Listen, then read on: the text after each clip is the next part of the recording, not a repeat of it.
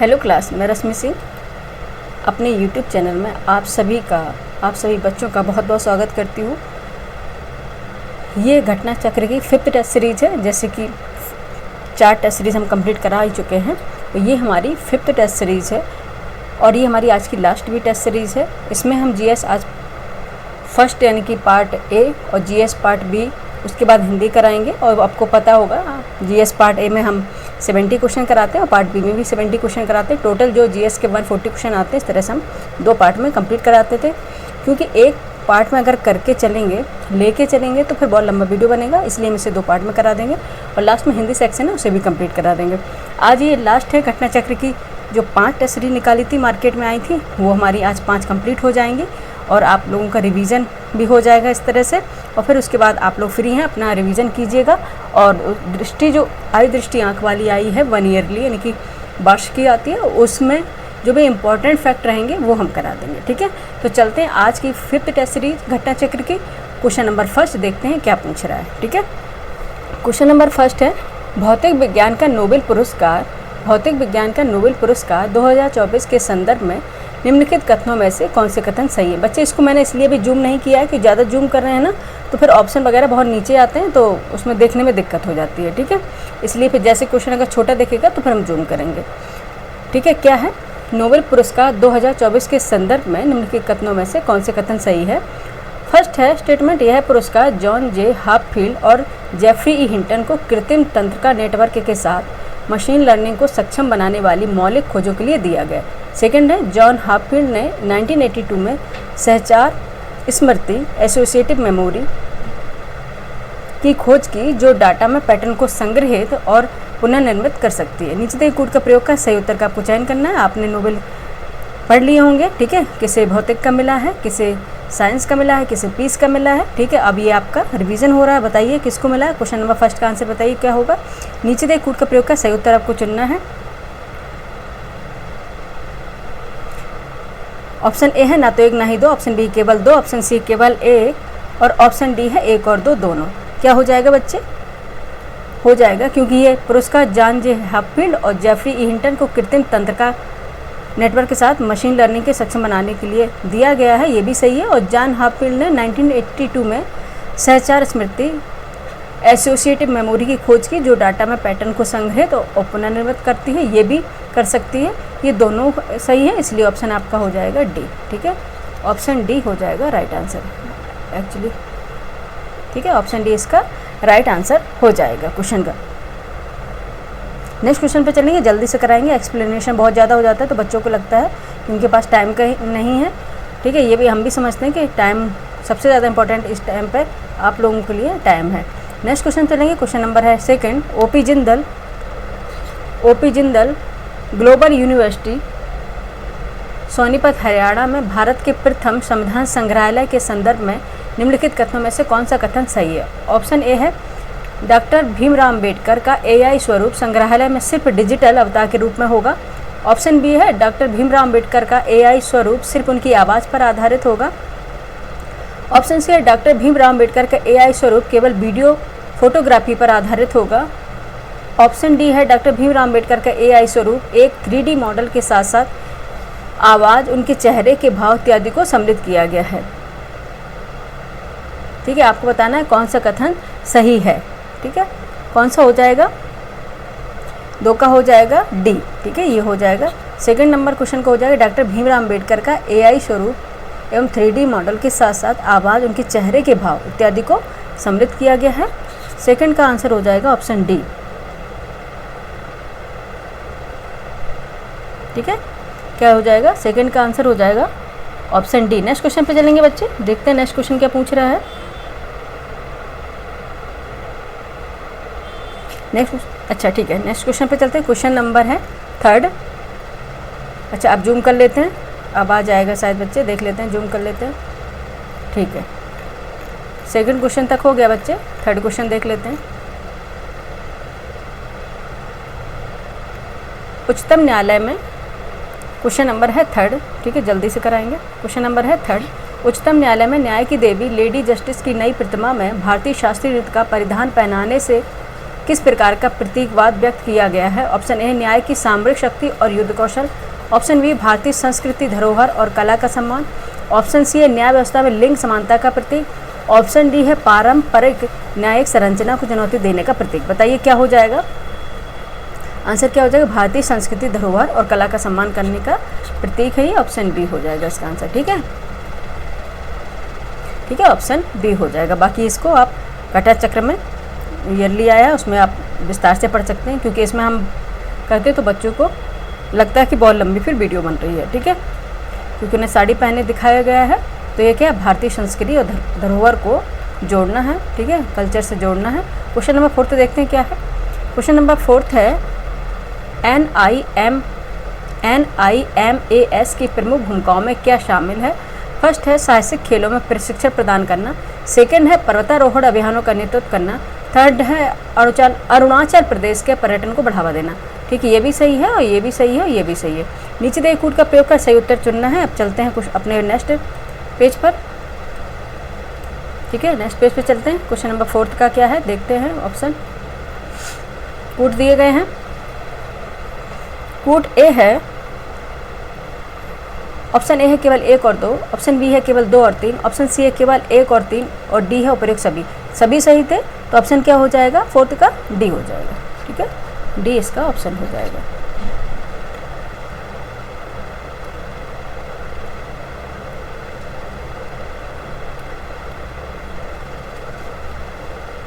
ठीक है, क्या हो जाएगा इसका? डी ऑप्शन हो जाएगा। एक मिनट बच्चे, ठीक है, डी ऑप्शन हो जाएगा।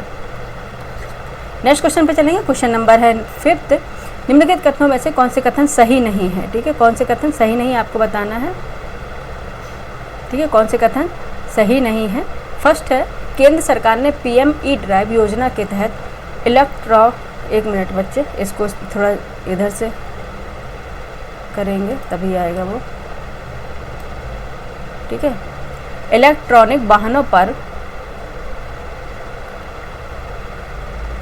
10,900 करोड़ रुपए के परिव्यय की मंजूरी दी है। सेकंड है उत्तर प्रदेश सरकार ने इलेक्ट्रिक वाहनों पर 3 वर्षों तक रोड टैक्स और रजिस्ट्रेशन शुल्क में 100% छूट देने का निर्णय लिया है। नीचे दिए कूट का प्रयोग का सही उत्तर आपको चुनना है। नीचे कूट दिए गए हैं। ऑप्शन ए केवल 1, ऑप्शन बी केवल 2, ऑप्शन सी दोनों 1 और 2 और डी इनमें से कोई नहीं। बताइए क्वेश्चन नंबर 5 का आंसर क्या हो जाएगा? क्वेश्चन नंबर 5 का आंसर क्या हो जाएगा? इसमें बताना था कि कौन से कथन सही नहीं है। ठीक है, कौन से कथन सही नहीं है? ये दोनों ही कथन सही है। केंद्र सरकार ने PME ड्राइव योजना के तहत इलेक्ट्रिक वाहनों पर 10,900 करोड़ रुपए की परिव्यय की मंजूरी दी, ये भी सही है। और सेकंड है उत्तर प्रदेश सरकार ने इलेक्ट्रिक वाहनों पर 3 वर्षों तक रोड टैक्स और रजिस्ट्रेशन शुल्क में 100% छूट देने का निर्णय लिया, ये भी सही है। तो दोनों सही होने से इसमें पूछा था कि कौन सा सही नहीं है, तो इनमें से कोई नहीं। ठीक है, इनमें से कोई, क्योंकि दोनों ही सही हैं। तो ऑप्शन हो जाएगा डी। ठीक है, ऑप्शन हो जाएगा डी इसका आंसर। नेक्स्ट क्वेश्चन पे चलेंगे। क्वेश्चन नंबर है 6।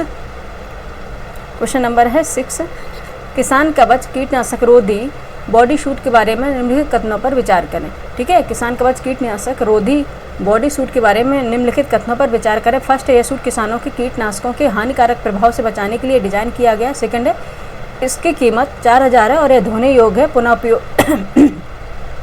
पुनः उपयोगी है, जो 2 वर्ष तक चल सकता है। थर्ड है यह सूट सेपीयू हेल्थ प्राइवेट लिमिटेड के सहयोग से बेंगलुरु स्थित ब्रिक इन स्टेम द्वारा विकसित किया गया है। नीचे दिए गए कूट का प्रयोग कर सही उत्तर आपको चुनना है। कूट ए है केवल 1, बी है केवल 2, डी है प्रयोग सभी, इनमें से कोई नहीं। ठीक है, जूम कर दे रहे तो बच्चे ये समस्या हो जा रही है। ठीक है, क्योंकि बार बार उसको स्क्रॉल करना पड़ रहा है, लेकिन फिर अगर मोबाइल में आप लोग पढ़ेंगे तो आपको दिखेगा नहीं, इसलिए हमें जूम करना पड़ रहा है। ठीक है, क्वेश्चन नंबर 6 का बताइए आंसर क्या हो जाएगा? ठीक है, क्वेश्चन नंबर 6 का आंसर क्या हो जाएगा? ये तीनों स्टेटमेंट सही है। यह कीटनाशक के बारे में पूछा गया था। ठीक है, किसान कवच कीटनाशक रोधी बॉडी सूट के बारे में पूछा गया था। यह सूट किसानों को कीटनाशकों के हानिकारक प्रभाव से बचाने के लिए डिजाइन किया गया है।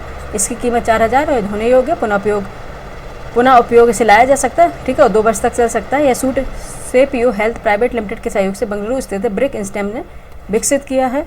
1 मिनट, लाइट गई यहाँ, जरा सा देर में अगर पानी गिरे लाइट तुरंत हो जाएगा।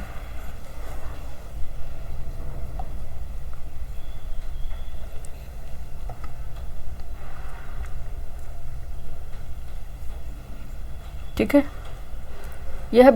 यह suit CPU health private limited के सहयोग से बेंगलुरु स्थित ब्रिक इंस्टेम द्वारा विकसित किया गया है। ठीक है, तो क्या जो हो जाएगा इनका आंसर, ये तीनों स्टेटमेंट सही है, इसलिए आपका आंसर हो जाएगा 6 का। ठीक है, 6 का आंसर हो जाएगा आपका ऑप्शन सी। ठीक है, ऑप्शन सी इसका राइट आंसर हो जाएगा। ठीक है, 6 का आंसर क्या हो जाएगा, ऑप्शन सी हो जाएगा। नेक्स्ट क्वेश्चन पे चलेंगे। क्वेश्चन नंबर है 7। क्वेश्चन नंबर है 7। SDG इंडिया इंडेक्स 2023-24 को किसके द्वारा लॉन्च किया गया? ऑप्शन ए है नीति आयोग के CEO, ऑप्शन बी है नीति आयोग के उपाध्यक्ष सुमन बेरी, ऑप्शन सी है प्रधानमंत्री नरेंद्र मोदी, ऑप्शन डी है संयुक्त राष्ट्र के प्रतिनिधि। बताइए क्या हो जाएगा आंसर 7 का, किसके द्वारा लॉन्च किया गया था SDG इंडिया इंडेक्स? ठीक है, किसके द्वारा लॉन्च किया गया था? नीति आयोग के उपाध्यक्ष सुमन बेरी के द्वारा। ठीक है, नीति आयोग के उपाध्यक्ष सुमन बेरी के द्वारा इसे लॉन्च किया गया था। ऑप्शन हो जाएगा इसका बी। ठीक है, ऑप्शन क्या हो जाएगा 7 का, क्वेश्चन नंबर 7 का ऑप्शन हो जाएगा B. B is the right answer of this question. Next question पे चलेंगे। क्वेश्चन नंबर है 8। क्वेश्चन नंबर है 8। वैश्विक इंडिया AI शिखर सम्मेलन 2024 के संदर्भ में नीचे 2 कथन दिए गए, जिनमें से एक को अभिकथन ए और दूसरे को कारण आर कहा गया। अभिकथन ए, वैश्विक इंडिया AI शिखर सम्मेलन 2024 का आयोजन 3 से 4 जुलाई को नई दिल्ली में किया गया। कारण था इसका, यह शिखर सम्मेलन भारत को AI नवाचार में विश्व में अग्रणी बनाने के उद्देश्य से आयोजित किया गया। क्वेश्चन नंबर 8 है। ठीक है, अब नेक्स्ट क्वेश्चन पे चलते हैं। इसका नेक्स्ट पेज ले लेते हैं, देखते हैं इसमें कूट कहाँ दिए गए हैं। नेक्स्ट पेज है बच्चे, 1 मिनट। ठीक है, इसके ऑप्शन दिए गए हैं। 1 मिनट बच्चे। ठीक है, ऑप्शन दिए गए हैं। दिए गए कूट का उपयोग कर सही उत्तर चुनिए। ठीक है, कूट है ऑप्शन ए है ए सत्य किंतु आर असत्य है, ऑप्शन बी है ए आर दोनों सत्य है और ए की सही व्याख्या करता है, ऑप्शन सी है ए और आर दोनों सत्य किंतु आर ए की सही व्याख्या नहीं करता है, ऑप्शन डी है ए असत्य है किंतु आर सत्य। बताइए आंसर क्या हो जाएगा? क्वेश्चन नंबर 8 का आंसर क्या हो जाएगा? ठीक है, ऑप्शन बी था। ठीक है, ऑप्शन बी इसका राइट आंसर है। ए और आर दोनों सत्य है और आर ए की सही व्याख्या करता है। ठीक है, ऑप्शन बी हो जाएगा राइट आंसर। एक बार इसको क्वेश्चन भी दिखा देते हैं आप लोगों को दोबारा से। ठीक है, क्वेश्चन भी दिखा दे रहे हैं आप लोगों को दोबारा से। ठीक है, क्वेश्चन था ये। ठीक है, क्या था? वैश्विक इंडिया AI शिखर सम्मेलन 2024 का आयोजन 3 से 4 जुलाई नई दिल्ली में किया गया था और यह शिखर सम्मेलन भारत के AI नवाचार में विश्व में अग्रणी बनाने के उद्देश्य से आयोजित किया गया। ठीक है, तो दोनों ही स्टेटमेंट सही है। ए आर दोनों सत्य और ए की सही व्याख्या यानी कि सही स्पष्टीकरण भी है। नेक्स्ट क्वेश्चन पे चलेंगे। क्वेश्चन नंबर हमारा है 9th। क्वेश्चन नंबर है 9th। ठीक है, देखते हैं क्या पूछ रहा है। नालंदा विश्वविद्यालय। ठीक है, नालंदा विश्वविद्यालय 2024 के संदर्भ में निम्नलिखित कथनों में से कौन से कथन सही है? फर्स्ट स्टेटमेंट है नालंदा विश्वविद्यालय के नए परिसर का उद्घाटन 19 जून 2024 को प्रधानमंत्री नरेंद्र मोदी ने किया। ठीक है, सेकंड स्टेटमेंट है यह विश्वविद्यालय प्राचीन नालंदा विश्वविद्यालय के अवशेषों से 500 किलोमीटर दूर राजगीर में स्थित है। नीचे दिए गए कूट का प्रयोग कर सही उत्तर चुनना है। ठीक है, ऑप्शन ए है कूट अगर देखेंगे ऑप्शन ए केवल 1, ऑप्शन बी केवल 2, ऑप्शन सी 1 और 2 दोनों, ऑप्शन डी है ना तो 1 ना ही 2। बताइए क्वेश्चन नंबर 9 का आंसर क्या हो जाएगा? ठीक है, क्वेश्चन नंबर 9 का आंसर क्या हो जाएगा? कमेंट करके जल्दी से बताइए। नालंदा विश्वविद्यालय के नए परिसर का उद्घाटन 19 जून 2024 को प्रधानमंत्री नरेंद्र मोदी द्वारा किया गया था। Absolutely correct. ठीक है, एंड सेकेंड स्टेटमेंट दिया गया यह विश्वविद्यालय प्राचीन नालंदा विश्वविद्यालय के अवशेषों से 500 किलोमीटर दूर राजगीर में स्थित है, ये गलत है। ठीक है ठीक है, नालंदा जो विश्वविद्यालय है नया परिसर जो बना है प्राचीन नालंदा विश्वविद्यालय के अवशेषों के निकट राजगीर में बनाया गया है, ये 500 किलोमीटर दूर नहीं है। ठीक है, ये ऑप्शन गलत हो जाएगा। इसलिए फिर आपका आंसर क्या हो जाएगा? कौन सा कथन सही, यही पूछा गया था, तो कौन सा हो जाएगा? Option A. ठीक है, ऑप्शन ए यानी केवल 1 सही है, तो option A is the right answer of this question. ठीक है, 9th का आंसर क्या हो गया? क्वेश्चन नंबर 9 का आंसर हो गया ऑप्शन ए। ठीक है, नेक्स्ट क्वेश्चन पे चलेंगे। क्वेश्चन नंबर 10 जल्दी से कराते हैं, काफ़ी क्वेश्चन कराने होते हैं। क्वेश्चन नंबर है 10। क्वेश्चन नंबर 10 है वर्ष 2025 को अंतर्राष्ट्रीय ग्लेशियर वर्ष घोषित करने का मुख्य उद्देश्य क्या है? ठीक है, वर्ष 2025 को अंतर्राष्ट्रीय ग्लेशियर ठीक है। ग्लेशियर वर्ष घोषित करने का मुख्य उद्देश्य क्या है? ऑप्शन ए है ग्लेशियरों पर पर्यटन को बढ़ावा देना। ऑप्शन बी है ग्लेशियरों के पिघलने से उत्पन्न ऊर्जा का उपयोग करना। ऑप्शन सी है जलवायु परिवर्तन के प्रभाव को रोकने और ग्लेशियरों के संरक्षण के लिए वैश्विक प्रयास करना।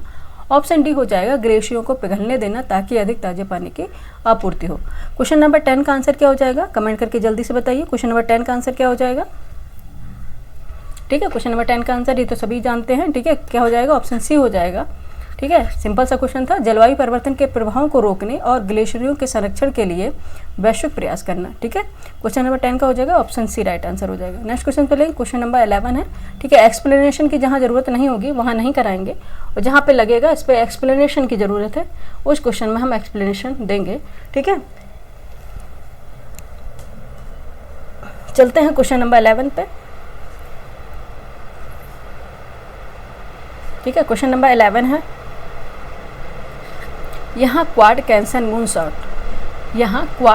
मून शॉट पर आधारित 2 कथन दिए गए हैं। निम्नलिखित कथनों में से कौन से कथन सही है? फर्स्ट है क्वाड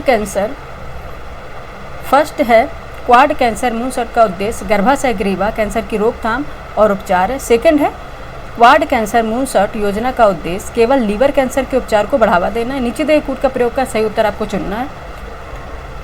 कूट दिए हैं, ऑप्शन ए केवल 1 सत्य है, ऑप्शन बी केवल 2 सत्य है, ऑप्शन सी दोनों सत्य है, ऑप्शन डी दोनों असत्य हैं। आपको बताना है क्वेश्चन नंबर 11 का आंसर क्या हो जाएगा। ठीक है, क्वाड कैंसर है, यहाँ क्वाड कैंसर मून शॉट की बात हो रही है, तो क्वाड कैंसर मून शॉट का उद्देश्य गर्भाशय ग्रीवा यानी कैंसर की रोकथाम का उपचार करना है। ठीक है, और क्वाड कैंसर मून शॉट योजना उद्देश्य केवल लीवर कैंसर से नहीं है, तो ये गलत हो जाएगा। 11 का आंसर हो जाएगा ओनली 1 जिसमें है केवल 1 सत्य है, ऑप्शन ए इसका राइट आंसर हो जाएगा। ठीक है, नेक्स्ट क्वेश्चन चलेंगे, क्वेश्चन नंबर है 12। ठीक है, राष्ट्रीय डॉल्फिन शोध केंद्र के संदर्भ में निम्नलिखित में से कौन सा युग्म सही सुमेलित नहीं है?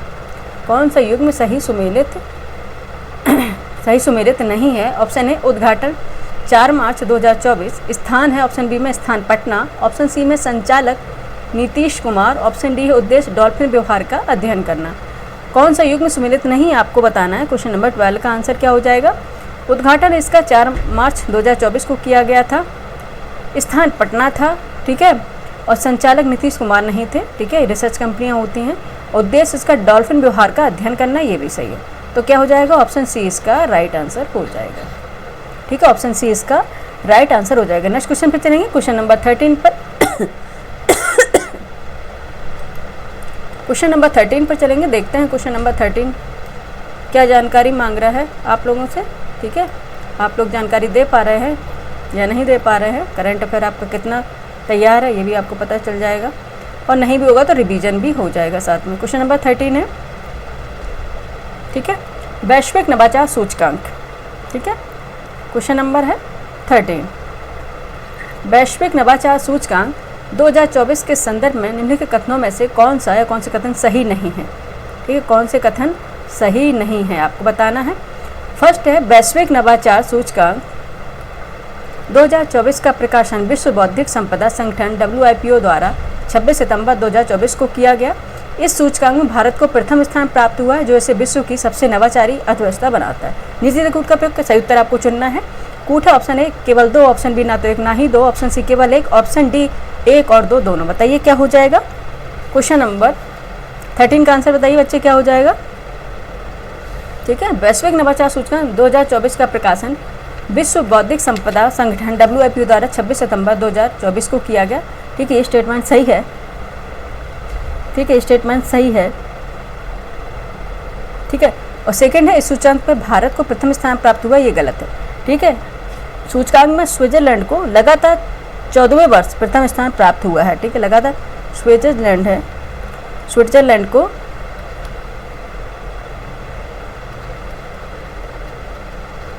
ठीक है, स्विट्जरलैंड को लगातार 14 साल हो गए हैं प्रथम स्थान पर बना हुआ है स्विट्जरलैंड। ठीक है, इसको 14 वर्ष से लगातार ये प्रथम स्थान पर बना हुआ, ना कि भारत। भारत की रैंक कितनी है वैश्विक नवाचार सूचकांक में? भारत की रैंक है 39वीं रैंक है। ये कितनी है? 39th रैंक है, ये भारत की रैंक है। ठीक है, इंडिया की रैंक है। ठीक है, ये इंडिया के रैंक है और स्विट्ज़रलैंड लगातार फर्स्ट पोजीशन पर है। ठीक है, फर्स्ट पोजीशन पर है स्विट्ज़रलैंड। ठीक है, याद रखना है। तो फिर क्या हो जाएगा, आपका सेकंड स्टेटमेंट रॉन्ग हो गया, ऑप्शन ए हो जाएगा इसका राइट आंसर। ठीक है, इसमें क्या बताना था, कौन सा सही नहीं है। ठीक है, 2 ही सही नहीं था। ठीक है, ऑप्शन ए इसका राइट आंसर हो जाएगा। 13 का क्वेश्चन नंबर हो जाएगा option A right answer. Next question पे चलेंगे। नेक्स्ट क्वेश्चन हमारा है क्वेश्चन नंबर 14। मुख्यमंत्री बाल आश्रय योजना के संदर्भ में निम्नलिखित कथनों में से कौन सा कथन सही है, आपको बताना है। फर्स्ट है, इस योजना के तहत 4 नवंबर 2024 को उत्तर प्रदेश मंत्रिमंडल ने 10 संरक्षक गृहों के निर्माण को मंजूरी दी। सेकंड है, योजना के पहले चरण में सभी संरक्षक गृह केवल लखनऊ जिले में बनाए जाएंगे। नीचे दिए कोड का आपको प्रयोग करके सही उत्तर का चयन करना है। कोड ए ऑप्शन ए है केवल 1, ऑप्शन बी केवल 2, ऑप्शन सी 1 और 2 दोनों, ऑप्शन डी है ना तो 1 ना ही 2। बताइए क्या हो जाएगा, क्वेश्चन नंबर 14 का आंसर क्या हो जाएगा। ठीक है, इस योजना के तहत 4 नवंबर 2024 को उत्तर प्रदेश मंत्रिमंडल ने 10 संरक्षक गृहों के निर्माण को मंजूरी दी है, बिल्कुल सही है। और योजना के पहले चरण में सभी संरक्षक गृह यानी कि केवल लखनऊ में नहीं बनाए जाएंगे, ये गलत हो जाएगा। ठीक है, केवल ये क्या है, लखनऊ में नहीं बनाए जाएंगे। ये लखनऊ के अलावा वाराणसी, यहाँ पे लिख दें क्या, लखनऊ के अलावा, लखनऊ भी रहेगा, लखनऊ के अलावा वाराणसी, ठीक है, क्या रहेगा, वाराणसी, गोरखपुर, ठीक है, यूपी करंट है, गोरखपुर, अयोध्या, इसको हम थोड़ा पेन टेबलेट को नीचे कर लेते हैं, अयोध्या, अमेठी, मथुरा, अमेठी हो जाएगा, मथुरा भी है, यहाँ पे लिख दे रहे हैं, मथुरा भी है, ठीक है, मथुरा भी है, फिरोजाबाद, फिरोजाबाद, ठीक है, फिरोजाबाद है, बस्ती है, बस्ती है, ठीक है, झांसी है, ठीक है, झांसी है, ठीक है, झांसी है, और कानपुर देहात है, कानपुर, ये कानपुर देहात है बेटा, है कानपुर की नहीं, कानपुर देहात है। ठीक है, इनमें सभी में बनाए जाएंगे। ठीक है, केवल लखनऊ में नहीं बनाए जाएंगे। कहाँ कहाँ बनाए जाएंगे, वाराणसी, गोरखपुर, अयोध्या, अमेठी, बस्ती, मथुरा, झांसी, फिरोजाबाद और कानपुर देहात, इनमें सभी में बनाए जाएंगे। 14 का आंसर पे बच्चे क्या हो जाएगा, ठीक है, सेकेंड स्टेटमेंट गलत हो गया तो आपका ऑप्शन क्या हो जाएगा, केवल 1 सही है तो ऑप्शन ए इसका राइट आंसर हो जाएगा 14 का। ठीक है, नेक्स्ट क्वेश्चन चलेंगे। क्वेश्चन नंबर है 15। उत्तर प्रदेश में पहला निजी टेक्सटाइल, उत्तर प्रदेश में पहला निजी टेक्सटाइल पार्क किस जिले में स्थापित किया, ठीक है, किया जाएगा, आपको बताना है। फर्स्ट है गोरखपुर में, option B Shamli, option C Aligarh, option D Bhadohi. Question number 15 का आंसर क्या हो जाएगा बच्चे, कहाँ किया जाएगा, शामली में किया जाएगा। ठीक है, शामली में किया जाएगा। नेक्स्ट क्वेश्चन चले, पहला निजी टेक्सटाइल पार्क है, ठीक है, इंपॉर्टेंट है। नेक्स्ट क्वेश्चन चलेंगे, क्वेश्चन नंबर 16। लिग्नोसैट, ठीक है, लिग्नोसैट उपग्रह के संदर्भ में नीचे 2 कथन दिए गए हैं। ठीक है, नीचे 2 कथन दिए गए, जिनमें से एक को अभिकथन ए और दूसरे कारण को आर, दूसरे को कारण आर है। ठीक है, जिनमें एक अभिकथन ए है और दूसरा कारण आर है। अभिकथन ए है, लिग्नोसैट विश्व का पहला लकड़ी का उपग्रह है जिसे 5 नवंबर 2024 को अंतर्राष्ट्रीय अंतरिक्ष स्टेशन के लिए प्रक्षेपित किया जाएगा। कारण आर है, किया गया, कारण आर है, इसका उद्देश्य अंतरिक्ष मलबे को कम करना और पृथ्वी के वायुमंडल में हानिकारक प्रदूषकों को रोकना है। नीचे दिए कूट का प्रयोग का सही उत्तर चुनना है। ये दोनों ही सही है, दोनों ही स्टेटमेंट सही है, तो फिर आपका आंसर क्या हो जाएगा, कूट है, ऑप्शन क्या हो जाएगा, ए आर दोनों सत्य हैं और आर ए की सही व्याख्या करता है। ठीक है, क्वेश्चन नंबर क्या है ये 16 का आंसर क्या हो जाएगा, ए आर दोनों सत्य है किंतु आर ए का सही व्याख्या नहीं करता, ये कैसे हो जाएगा। क्वेश्चन नंबर देखते हैं एक बार,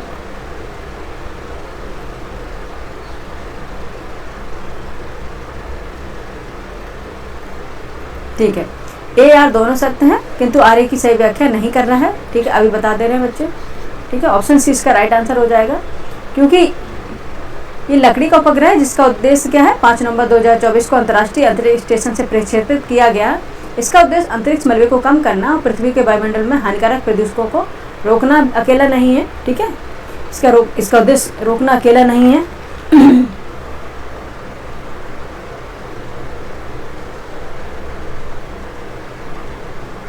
ठीक है, इसका उद्देश्य क्या है? लकड़ी के प्रयोग से पृथ्वी के वायुमंडल में एल्युमिनियम ऑक्साइड जैसे हानिकारक प्रदूषकों को रोकना है, ठीक है।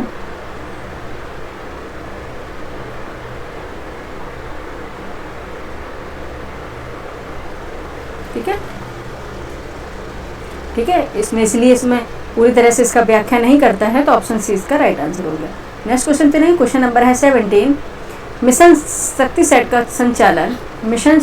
का संचालन किस संस्था द्वारा किया जा रहा है? ऑप्शन ए है ISRO, option B space kids India, option C NITI Aayog, option D DRDO। Question number 17 का आंसर हो जाएगा बी, स्पेस किड्स इंडिया द्वारा किया जा रहा है। नेक्स्ट क्वेश्चन चलिए। क्वेश्चन नंबर है 18। ठीक है, क्वेश्चन नंबर 18 है, ठीक है। टॉप 500 18 है, टॉप 500 सूची में शामिल भारत का द्रुततम सुपर कंप्यूटर कौन सा है? Option A Frontier, option B Airavat PSAI, option C Aurora, option D Eagle. कौन सा होगा बच्चे? जैसा कि नाम से एरावत है, ऑप्शन बी हो जाएगा, ठीक है, नाम से ही पता चल रहा है, ऑप्शन बी हो जाएगा राइट आंसर क्वेश्चन नंबर 18 का। नेक्स्ट क्वेश्चन चलेंगे। क्वेश्चन नंबर है 19। स्पीकिंग विद नेचर पुस्तक के लेखक कौन है? ठीक है, ये राइटर और लेखक ये सब आते हैं बहुत, ठीक है, 1-2 क्वेश्चन इससे आते हैं, तो ये भी आपको देख के जाना है। ए है जयप्रकाश रमेश, बी है रामचंद्र गुहा, ऑप्शन सी सुनील अमृत, ऑप्शन डी है माधव गाडगिल। कौन से होंगे? किसके द्वारा लेखक है ये?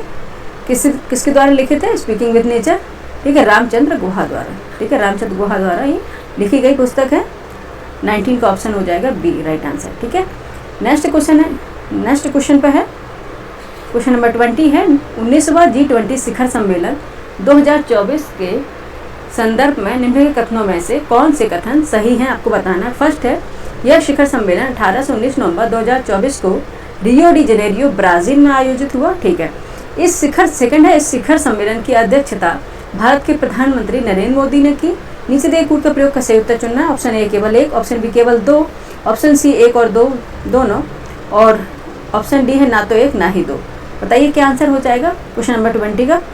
ठीक है, यह शिखर सम्मेलन 18 से 19 नवंबर 2024 को रियो डी जेनेरियो ब्राजील में आयोजित हुआ। बिल्कुल सही है, ठीक है, बिल्कुल सही है, एब्सोल्युटली करेक्ट। इसकी अध्यक्षता ब्राजील के राष्ट्रपति लुइस इनासियो लूला दा सिल्वा ने की थी। किसने की है? प्रधानमंत्री नरेंद्र मोदी जी ने नहीं की है, ये गलत हो जाएगा। इसकी अध्यक्षता ब्राजील के राष्ट्रपति लुइस इनासियो लूला दा सिल्वा ने की है, ना कि नरेंद्र मोदी जी ने, ठीक है, इसलिए ये गलत हो जाएगा। जिसमें पूछा था कौन सा सही है, केवल 1, ठीक है, ऑप्शन ए इसका राइट आंसर हो जाएगा, ठीक है। नेक्स्ट क्वेश्चन चलेंगे। क्वेश्चन नंबर है 21, ठीक है, बारिश हमारे यहाँ खूब तेज वाली हो रही है। क्वेश्चन नंबर है 21। नीचे दो कथन दिए गए जिनमें से एक को अभिकथन ए था तो दूसरे को आर कहा गया। अभिकथन ए है, भारत को 1950-90 की अवधि में खाद्यान्न उत्पादन में वृद्धि के बावजूद भूख से मुक्ति नहीं मिल सकी। कारण आर है, न्यूनतम समर्थन मूल्य MSP में वृद्धि से खाद्यान्नों की कीमतें बढ़ती रहीं, जबकि निम्न आय वर्ग की आय अपेक्षाकृत कम बढ़ी। नीचे दिए कूट से सही उत्तर आपको चुनना है। ऑप्शन ए है कूट, ऑप्शन ए आर दोनों सही है, आर ए का सही व्याख्या करता है। ऑप्शन बी ए गलत किंतु आर सही, ऑप्शन सी ए आर दोनों सही है किंतु आर ए की सही व्याख्या नहीं करता है। ऑप्शन डी है ए सही किंतु आर गलत। बताइए 21 का आंसर क्या हो जाएगा, ठीक है, क्योंकि क्या हो जाएगा, ये दोनों सही है, ए आर दोनों सही है और आर ए की सही व्याख्या भी कर रहा है, ऑप्शन ए हो जाएगा, ठीक है, ठीक है, ये दोनों ही सही है, क्योंकि इसमें 1950-90 की अवधि में खाद्यान्न उत्पादन में वृद्धि के बावजूद भूख से मुक्ति नहीं मिल सकी, बिल्कुल सही है। न्यूनतम समर्थन मूल्य MSP में वृद्धि से खाद्यान्नों की कीमतें बढ़ रही हैं, जबकि निम्न आय वर्ग की अपेक्षाकृत कम बढ़ी है, ठीक है, निम्न आय वर्ग की आय, ठीक है, अपेक्षाकृत कम बढ़ी है, ठीक है, इसलिए ऑप्शन ए इसका राइट आंसर हो जाएगा। नेक्स्ट क्वेश्चन पे चलेंगे। क्वेश्चन नंबर है 22, ठीक है। निम्नलिखित कथनों पर विचार कीजिए।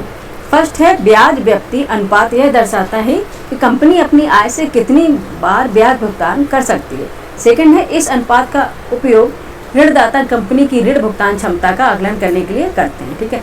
थर्ड है एक निम्न ब्याज व्यक्ति अनुपात बेहतर वित्तीय स्थिति को दर्शाता है। फोर्थ है इसे समय पर अर्जित ब्याज भुगतान भी कहा जाता है। उपयुक्त कथनों में से कौन से कथन सही है? कूट की सहायता से सही उत्तर का आपको चयन करना है।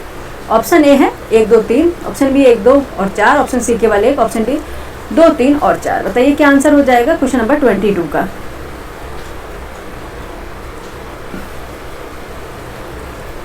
ठीक है, ब्याज व्यक्ति अनुपात यह दर्शाता है कि कंपनी अपनी आय से कितनी बार ब्याज भुगतान कर सकती है। ये बिल्कुल सही। सेकंड है इस अनुपात का उपयोग ऋणदाता कंपनी की ऋण भुगतान क्षमता का आकलन करने के लिए करते हैं। ठीक है, और थर्ड है एक निम्न ब्याज व्यक्ति अनुपात बेहतर वित्तीय स्थिति को दर्शाता है। ठीक है, थर्ड है स्टेटमेंट है ब्याज व्यक्ति का अनुपात यानी कि ब्याज व्यक्ति अनुपात क्या दर्शाता है? यह दर्शाता है कि कोई कंपनी अपनी अर्जित आय से कितनी बार अपने ब्याज दायित्वों का भुगतान कर सकती है। ठीक है, ये दर्शाता है। इसमें क्या है? अनुपात वित्तीय स्थिति को, ये गलत हो जाएगा। ठीक है, इसे समय पर अर्जित ब्याज अनुपात भी कहा जाता है। तो क्या हो जाएगा? 1, 2, 4 सही है। 1, 2, 4 सही है। ठीक है, 1, 2, 4 सही है। तो ऑप्शन बी इसका राइट आंसर हो जाएगा 22 का। ठीक है, नेक्स्ट क्वेश्चन पर चलेंगे 23 पर, जल्दी से करेंगे। लेकिन बच्चे इसमें कुछ क्वेश्चन ऐसे हैं कि बहुत जल्दबाजी अगर करेंगे तो आप लोगों के सर से निकल जाएंगे ऊपर और फिर कोई मतलब ही नहीं पढ़ने का। ठीक है, जितना भी पढ़ो सॉलिड पढ़ो। ठीक है, जो जिससे आपको परीक्षा में हेल्प मिले। ठीक है, क्वेश्चन नंबर है 23। क्वेश्चन नंबर है 23। 1 मिनट, पेन क्यों नहीं आ रहा? निम्नलिखित कथनों पर विचार कीजिए। फर्स्ट है केंद्रीय बैंक द्वारा सरकारी प्रतिभूतियों की खरीद से बाजार में मुद्रा की आपूर्ति बढ़ती है। ठीक है, सेकंड है वाणिज्यिक बैंकों में लोगों द्वारा जमा की गई नकदी मुद्रा की आपूर्ति बढ़ाती है। थर्ड है केंद्रीय बैंक द्वारा सरकारी प्रतिभूतियों की बिक्री से मुद्रा की आपूर्ति में कमी आती है। नीचे दिए गए कूट से सही उत्तर का चुनना है, यानी चुनाव करना। ऑप्शन ए 2 और 3, ऑप्शन बी 1 और 2, ऑप्शन सी 1 और 3, उपयुक्त में से कोई नहीं, ये डी में कहा गया। ठीक है, क्या है? केंद्रीय बैंक द्वारा, ठीक है, यानी कि आरबीआई द्वारा सरकारी प्रतिभूतियों की, यानी प्रतिभूतियां होती हैं उनकी खरीद से बाजार मुद्रा की आपूर्ति बढ़ती। बिल्कुल सही।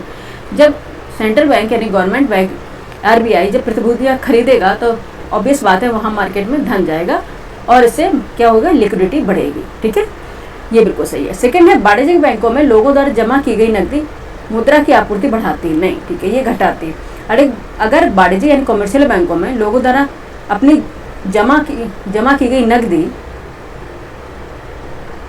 ठीक है, अपनी नकदी जो जमा कर देंगे तो मुद्रा की आपूर्ति क्या है? घट जाएगी। ठीक है, क्या हो जाएगी? घट जाएगी।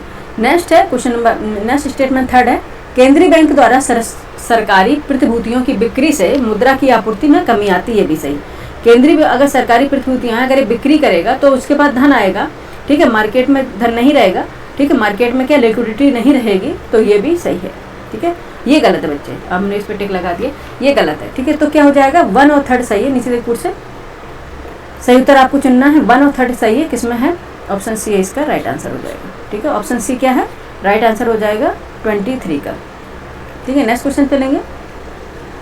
क्वेश्चन नंबर 24 पे चलते हैं। क्वेश्चन नंबर 24 है, ये रहा आपके सामने। नीचे 2 कथन दिए गए जिनमें से एक को अभिकथन ए तथा दूसरे कारण आर कहा गया है। अभिकथन ए है मानव पूंजी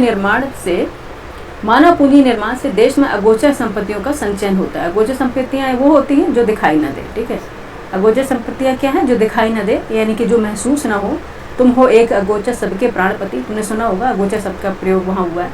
ठीक है, अगोचर संपत्तियों का संचयन होता है। कारण आर है मानव पूंजी निर्माण से व्यक्ति अधिक पूंजी का संचय कर पाने में सक्षम होता है। नीचे दिए गए से सही उत्तर चुनिए। ऑप्शन ए है ए और आर दोनों सही है, आर ए की सही व्याख्या करता है। ऑप्शन बी है ए गलत किंतु आर सही। ऑप्शन सी ए आर दोनों सही है किंतु आर ए की सही व्याख्या नहीं करता। ऑप्शन डी ए सही किंतु आर गलत है। बताइए 24 का आंसर क्या हो जाएगा बच्चे? ठीक है, ठीक, मानव पूंजी निर्माण से देश में अगोचर संपत्तियों का संचयन होता है। ठीक है, अगोचर संपत्तियों का संचयन होता है, सही है। मानव पूंजी निर्माण से तात्पर्य हम आपको बता दें क्या होता है कि व्यक्तियों में कौशल, शिक्षा, नैतिकता एवं समझ जैसे गुणों का विकास करना। ठीक है, मानव पूंजी का निर्माण करना है। अगोचर संपत्तियां कौन होती हैं? अगोचर संपत्तियां होती हैं जैसे ज्ञान, नैतिकता, बौद्धिक संपदा। ये अगोचर संपत्तियां होती हैं जिसे महसूस न किया जा सके, जिसे देखा न जा सके। ठीक है, ये क्या होती है, जो सीधे जीडीपी में दिखती नहीं है लेकिन राष्ट्र की उत्पादकता बढ़ाती हैं। ठीक है, अभिकथन ए सही है। वहीं कारण आर में यह कहा गया है कि इससे व्यक्ति अधिक पूंजी का संचयन कर पाता है। यह कथन आंशिक रूप से सत्य होते हुए भी यह मानव पूंजी निर्माण की प्रक्रिया नहीं है बल्कि उसका परिणाम है। ठीक है, क्या है, इसका परिणाम है, तो ये गलत हो जाएगा। ठीक है, तो फिर क्या हो जाएगा आंसर आपका 24 का आंसर हो जाएगा ए सही किंतु आर गलत है। ए सही है किंतु आर गलत है। 24 का आंसर हो जाएगा डी। ठीक है, चलते क्वेश्चन नंबर 25 पर। क्वेश्चन नंबर है 25। नीचे दी गई सूची फर्स्ट को सूची सेकंड से सुमेलित कीजिए। सूची फर्स्ट एक तरफ सूची सेकंड है, आपको सुमेलित करना है। IRDP की शुरुआत 20 जिलों में, IRDP 2000 ब्लॉक में विस्तार। ठीक है, इस तरह का आपको सुमेलित करना है। 25 का आंसर देखते क्या हो जाएगा।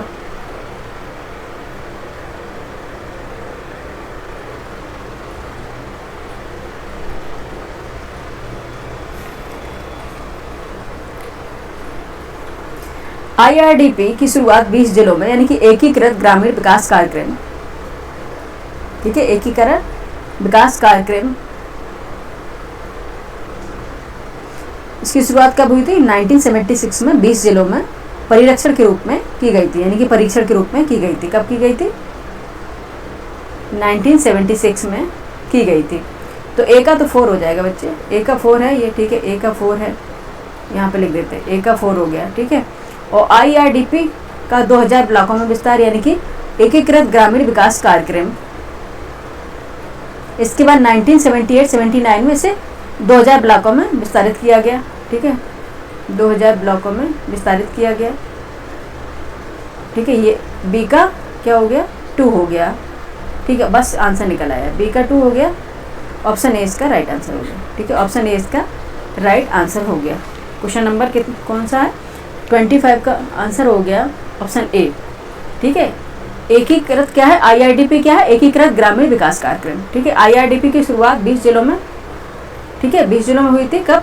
1976 में। IRDP का 2000 ब्लॉकों में विस्तार किया गया था 1978-79 में। IRDP का संपूर्ण भारत में विस्तार किया गया था 2 अक्टूबर 1980 में। IRDP का SGSY में पुनर्गठन। ठीक है, SGSY क्या है? स्वर्ण जयंती ग्राम स्वरोजगार कार्यक्रम। स्वर्ण जयंती ग्राम स्वरोजगार कार्यक्रम में पुनर्गठन किया गया था। कब किया गया था? 1 अप्रैल 1999 में। ठीक है, किया गया था। तो ऑप्शन ए इसका राइट आंसर हो जाएगा। नेक्स्ट क्वेश्चन पे चलेंगे। क्वेश्चन नंबर है 26। क्या ही क्वेश्चन है आज। ठीक है, क्वेश्चन नंबर है 26। 2011 की जनगणना के अनुसार उत्तर प्रदेश की जनसंख्या के संदर्भ में कौन सा कथन सत्य है? आपको सत्य कथन बताना। ऑप्शन ए है यह भारत का सबसे कम जनसंख्या वाला राज्य था। ये तो बिल्कुल ही नहीं है। ऑप्शन बी जनसंख्या वृद्धि दर राष्ट्रीय औसत से अधिक थी। ठीक है, ऑप्शन सी लिंगानुपात राष्ट्रीय औसत से अधिक था। ऑप्शन डी साक्षरता दर 90% से अधिक थी। आपको बताना है कौन सा सत्य है। इसमें एक ही सत्य हो गया, बाकी 3 गलत होंगे। 26 का आंसर बताइए, हरी अप जल्दी से बच्चे। क्या हो जाएगा? 26 का आंसर हो जाएगा बी। ठीक है, जनसंख्या वृद्धि दर राष्ट्रीय औसत से अधिक थी। ठीक है, जो जनसंख्या वृद्धि दर थी वो राष्ट्रीय औसत से अधिक थी। ठीक है, राज्य अगर देखेंगे, बात हो रही है उत्तर प्रदेश राज्य की। ठीक है, राज्य की जनसंख्या की वृद्धि दर कितनी थी? यहाँ पे लिख दे रहे हैं हम, 20.23% थी। ठीक है, ये 23% थी। और राष्ट्रीय औसत कितना था? राष्ट्रीय औसत बताएंगे वो 17.64% था। ठीक है, तो इससे ये अधिक है। ठीक है, इससे ये अधिक है। ठीक है, ये इसमें पूछा गया, ये सही है। ठीक है, ऑप्शन बी इसका राइट आंसर हो जाएगा। नेक्स्ट क्वेश्चन पे चलेंगे। ठीक है, नेक्स्ट क्वेश्चन पे चलेंगे।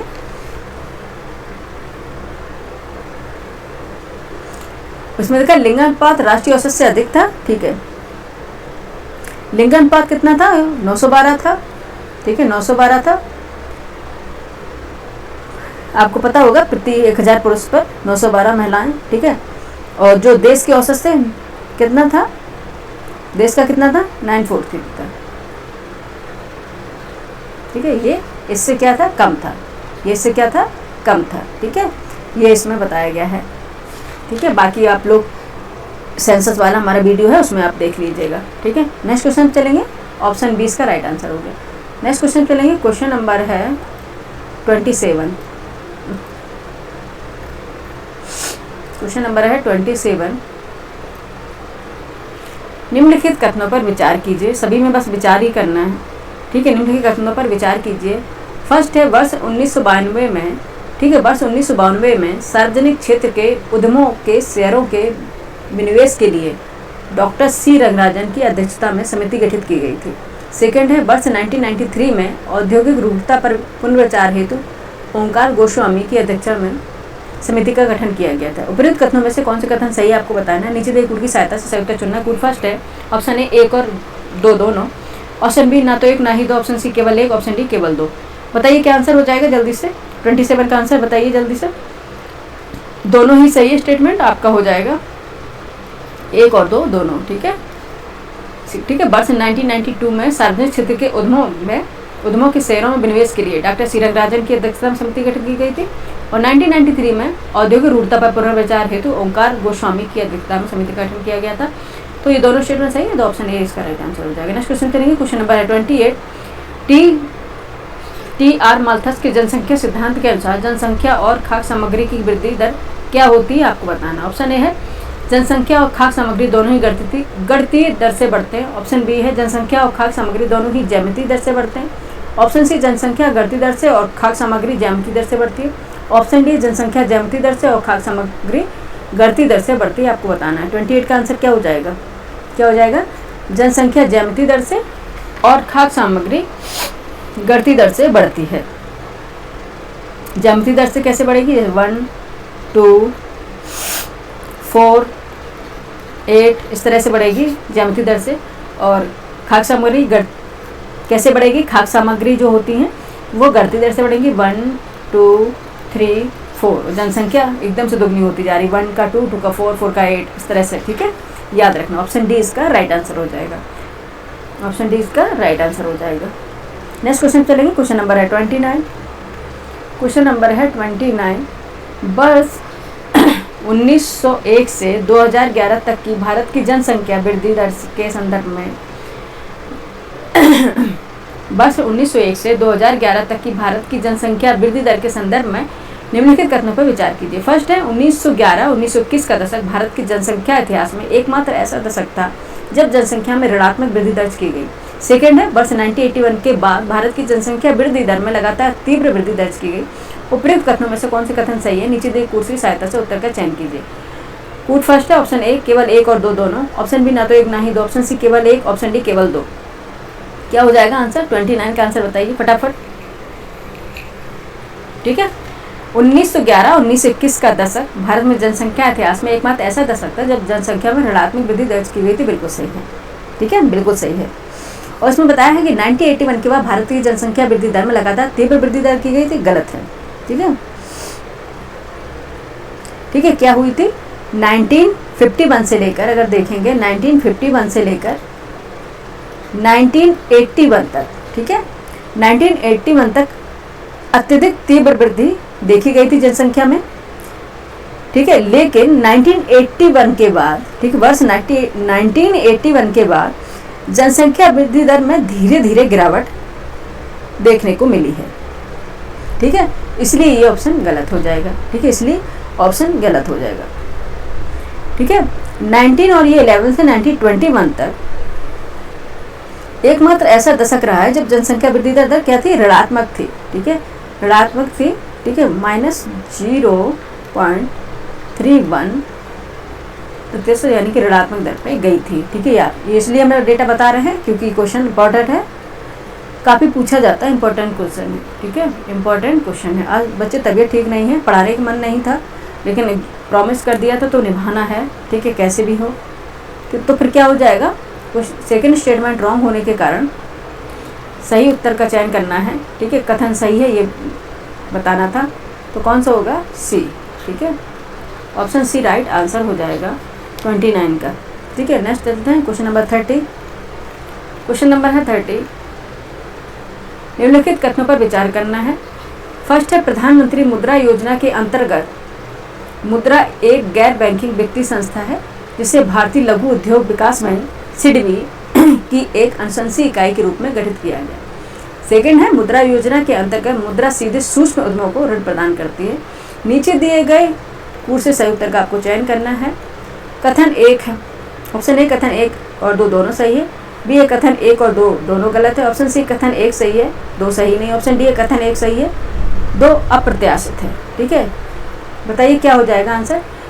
जूम करके बता रहे बच्चे जिससे आपको पढ़ने में आसानी हो। ठीक है, यह जो प्रधानमंत्री मुद्रा योजना है इसके अंतर्गत मुद्रा एवं गैर बैंकिंग वित्तीय संस्था है। ठीक है, जिसे भारतीय लघु उद्योग विकास बैंक सिडबी के एक अनुशंसीय इकाई के रूप में गठित किया गया। बिल्कुल सही है। सेकंड है मुद्रा योजना के अंतर्गत मुद्रा सीधे सूक्ष्म उद्यमों को ऋण प्रदान करता है, ये गलत है। ठीक है, सीधे सूक्ष्म उद्यमों को ऋण प्रदान नहीं करता। ठीक है, मुद्रा योजना के तहत मुद्रा स्वयं प्रत्यक्ष रूप से ऋण नहीं देता। ठीक है, बल्कि ये क्या करता है, यह बैंकों, क्षेत्रीय ग्रामीण बैंकों, सहकारी बैंकों तथा सूक्ष्म वित्त संस्थाओं, ठीक है, कब ये क्या करता है, पुनर्वित्त का पोषण करता है ये। ठीक है, ठीक है, ये सीधे डायरेक्ट ऋण प्रदान नहीं करता। तो ये गलत हो जाएगा। तो ये गलत हो जाने का आंसर हो जाएगा कथन 1 सही है लेकिन 2 सही नहीं है। ऑप्शन सी इसका राइट आंसर हो जाएगा। नेक्स्ट क्वेश्चन पे चलेंगे। क्वेश्चन नंबर है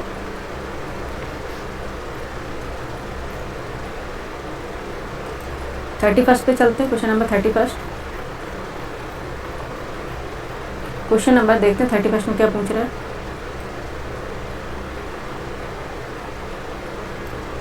क्वेश्चन नंबर है 31, त्वरित वित्तीय प्रपत्र। ठीक है, त्वरित वित्तीय प्रपत्र रैपिड फाइनेंसिंग इंस्ट्रूमेंट के संदर्भ में निम्नलिखित कथनों पर विचार कीजिए।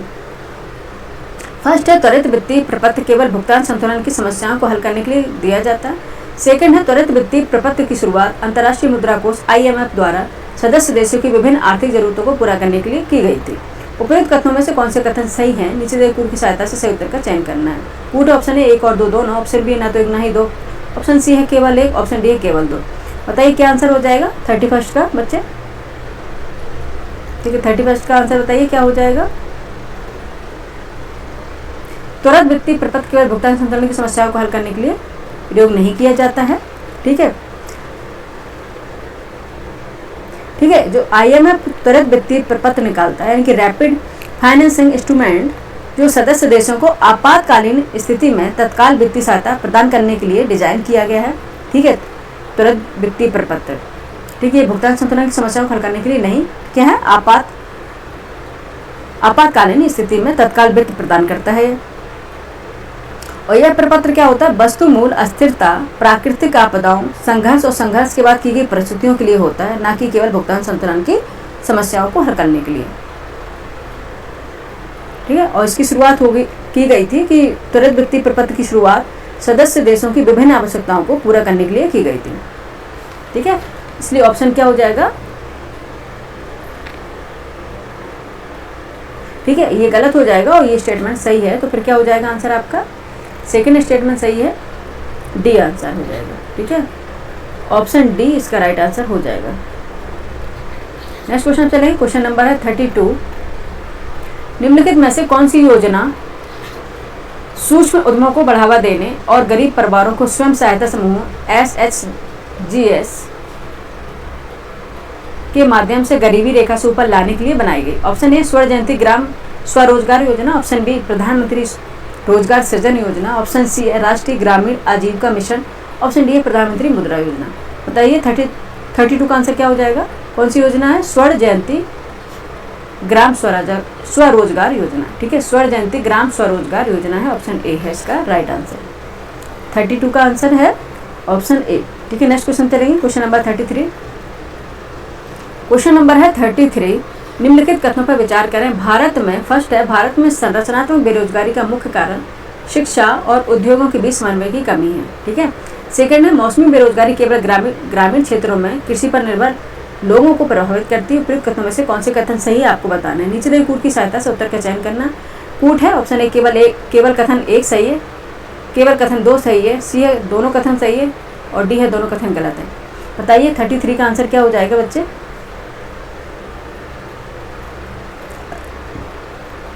ठीक है, क्या हो जाएगा। ठीक है, भारत में संरचनात्मक बेरोजगारी का मुख्य कारण शिक्षा और उद्योग दोनों के बीच की कमी, सरासर बेरोजगारी होती है, योग्यता के अनुसार काम न मिलना। ठीक है, तो ये बिल्कुल सही है। मौसमी बेरोजगारी केवल ग्रामीण क्षेत्रों में होती है, अधिकांश ग्रामीण क्षेत्रों में होती है, क्योंकि जब फसल कटने के बाद फिर गाँव वाले जो मजदूर होते हैं, ठीक है, उनके पास क्या रोजगार नहीं रहता है, तो ये क्या होती है, कृषि पर निर्भर लोगों पर अधिकांश ये प्रभावित करती है। तो दोनों ही सही है। जब दोनों स्टेटमेंट सही है तो ऑप्शन सी, दोनों कथन सही, ऑप्शन सी इसका राइट आंसर हो जाएगा। 33 का आंसर क्या हो जाएगा, ऑप्शन सी। ठीक है, राइट आंसर हो जाएगा। नेक्स्ट क्वेश्चन चलेंगे 34। नीचे दो कथन दिए गए जिनमें से एक को अभिकथन ए, दूसरे को कारण आर कहा गया है। अभिकथन ए है, भारतीय रिजर्व बैंक जब मंदी के समय एसएलआर को घटाता है तो यह प्रसारवादी मौद्रिक नीति मानी जाती है। ठीक है, एसएलआर होता है, ठीक है, ठीक है, एसएलआर को घटाता है तो यह प्रसारवादी मौद्रिक नीति मानी जाती है। स्टैचुटरी लिक्विडिटी रेट होता है।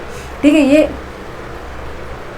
तो यह प्रसारवादी मौद्रिक नीति मानी जाती है। कारण आर है, एसएलआर में कटौती से बैंकों के पास ऋण देने के लिए अधिक धन उपलब्ध हो जाता है। ठीक है, नीचे दिए कूट का सही उत्तर आपको चुनना है। ऑप्शन ए है, ए आर दोनों सही है, आर ए की सही व्याख्या करता है। ऑप्शन बी ए गलत किंतु आर सही। ऑप्शन सी ए आर दोनों सही किंतु आर का व्याख्या नहीं करता। ऑप्शन डी ए सही किंतु आर गलत। बताइए 34 का आंसर जल्दी से, हरिया बच्चे, क्या हो जाएगा। ठीक है, ठीक है, भारतीय रिजर्व बैंक जब मंदी के समय एसएलआर को घटाता है तो प्रसारवादी मौद्रिक नीति मानी जाती है। ठीक है, एसएलआर घटाता है यानी कि सेल्फ जो अपने पास उनको नकदी रखनी होती है, अगर उसे घटा देंगे तो मौद्रिक का प्रसार हो जाएगा, लिक्विडिटी बढ़ जाएगी, बिल्कुल सही।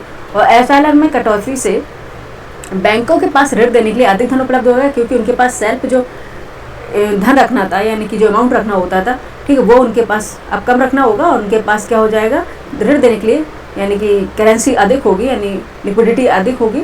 ठीक है, धन अधिक उपलब्ध होगा, तो ये भी सही है। तो दोनों सही है, ए आर दोनों सही है और एक सही स्पष्टीकरण है, ऑप्शन ए इसका राइट आंसर हो जाएगा। नेक्स्ट क्वेश्चन पे चलेंगे। क्वेश्चन नंबर है 34 तक हो गए बच्चे, 34 है, ठीक है, 35 पे चलते हैं। क्वेश्चन नंबर 35 पे चलते हैं। क्वेश्चन नंबर है 35। निम्नलिखित कथनों पर विचार करना है आपको। ठीक है, निम्नलिखित कथनों पर विचार करना है। फर्स्ट, 2011 की जनगणना के अनुसार भारत की जनसंख्या वृद्धि दर 2001 की तुलना में घटी। सेकंड है, 2011 की जनगणना के अनुसार भारत में पुरुषों की साक्षरता दर महिलाओं की तुलना में कम थी। नीचे दी कूट से सही उत्तर चुनना है। ऑप्शन ए केवल कथन 1 सही, केवल कथन 2 सही, सी है दोनों कथन सही और डी है दोनों कथन गलत हैं। बताइए आपसे 35 का आंसर क्या हो जाएगा। 35 का आंसर बताइए फटाफट, क्या हो जाएगा। ठीक है, 2011 की जनगणना के अनुसार भारत की जनसंख्या वृद्धि दर 2000 की तुलना में घटी है। ठीक है, बिल्कुल सही है। और सेकंड है, 2011 की जनगणना के अनुसार भारत में पुरुषों की साक्षरता दर महिलाओं की तुलना में कम थी, नहीं अधिक थी। तो सेकंड स्टेटमेंट गलत हो जाएगा, तो केवल कथन 1 सही है, ऑप्शन ए इसका राइट आंसर हो जाएगा 35 का। ठीक है, नेक्स्ट क्वेश्चन चलेंगे। क्वेश्चन नंबर है 36। क्वेश्चन नंबर है 36। नीचे दो कथन दिए गए जिनमें से एक को अभिकथन ए, दूसरे को कारण आर कहा गया। अभिकथन ए है, विषुवत रेखीय जलवायु प्रदेश में वर्ष भर उच्च आर्द्रता और भारी वर्षा के कारण घने सदाबहार वन पाए जाते हैं। कारण आर है, इस जलवायु प्रदेश में वर्षा मुख्य रूप से पश्चिमी विक्षोभ यानी कि वेस्टर्ली डिस्टर्बेंस के प्रभाव से होती है। दिए गए कूट से सही उत्तर आपको चुनना है। ठीक है, कूट है ए आर दोनों सही, आर ए की सही व्याख्या करता है। बी ए गलत किंतु आर सही, सी ए आर दोनों सही किंतु आर ए की सही व्याख्या नहीं करता है। डी है ए सही किंतु आर गलत है। आपको बताना क्या आंसर हो जाएगा, क्या हो जाएगा।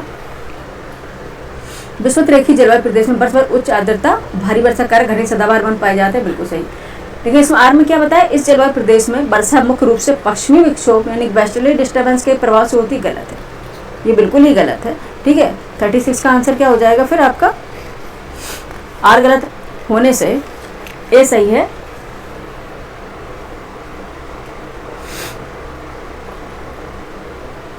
ठीक है, इसमें क्या बताया गया कि पश्चिमी विक्षोभ यानी कि वेस्टर्ली डिस्टर्बेंस से वर्षा नहीं होती है, किसके द्वारा होता है, संवहनीय वर्षा होती है। संवहनीय यानी कि पानी क्या यानी कि हवा क्या होती है, गर्म होकर ऊपर उठती है, ऊपर होकर ठंडी होती है, फिर बारिश होती है। लगातार प्रक्रिया चलने से संवहनीय मतलब हवाओं के चलने से संवहनीय वर्षा होती है। यहाँ पे कौन सी होती है, संवहनीय वर्षा होती है।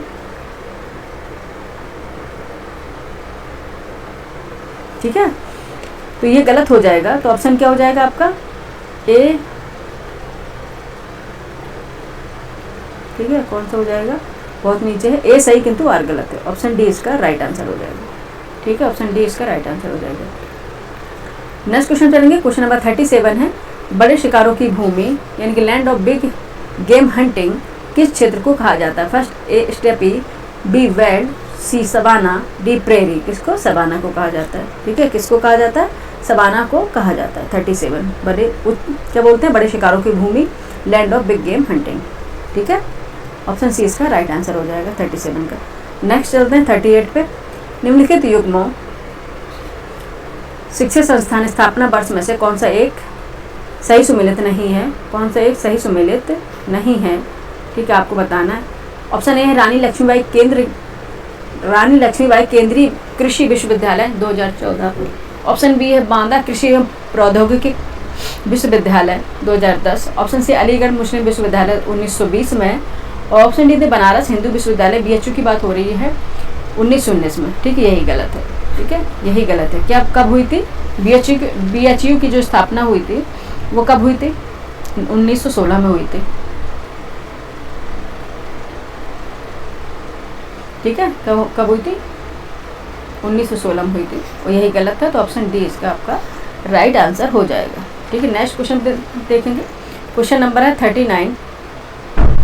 क्वेश्चन नंबर है 39, निम्नलिखित कथनों पर विचार कीजिए। फर्स्ट है उष्णकटिबंधीय चक्रवात महासागरों के उष्णकटिबंधीय क्षेत्रों में उत्पन्न होते हैं। ठीक है, ये सही है। सेकंड है उष्णकटिबंधीय चक्रवातों को ऊर्जा मुख्य रूप से वायुमंडलीय दाब के अंतर से प्राप्त होती है। गलत। ठीक है, सेकंड है।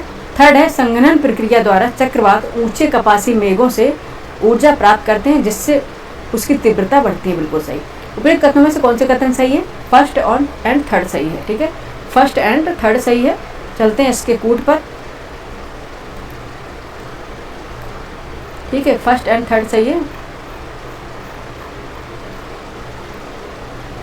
ठीक है, कौन सा था? ठीक है, कौन सा? First and third. सेकंड तो गलत हो गया था, तो ऑप्शन सी हो गया राइट आंसर। 39 का क्या हो गया? ऑप्शन सी राइट आंसर हो गया। नेक्स्ट क्वेश्चन चलेगा, क्वेश्चन नंबर 40।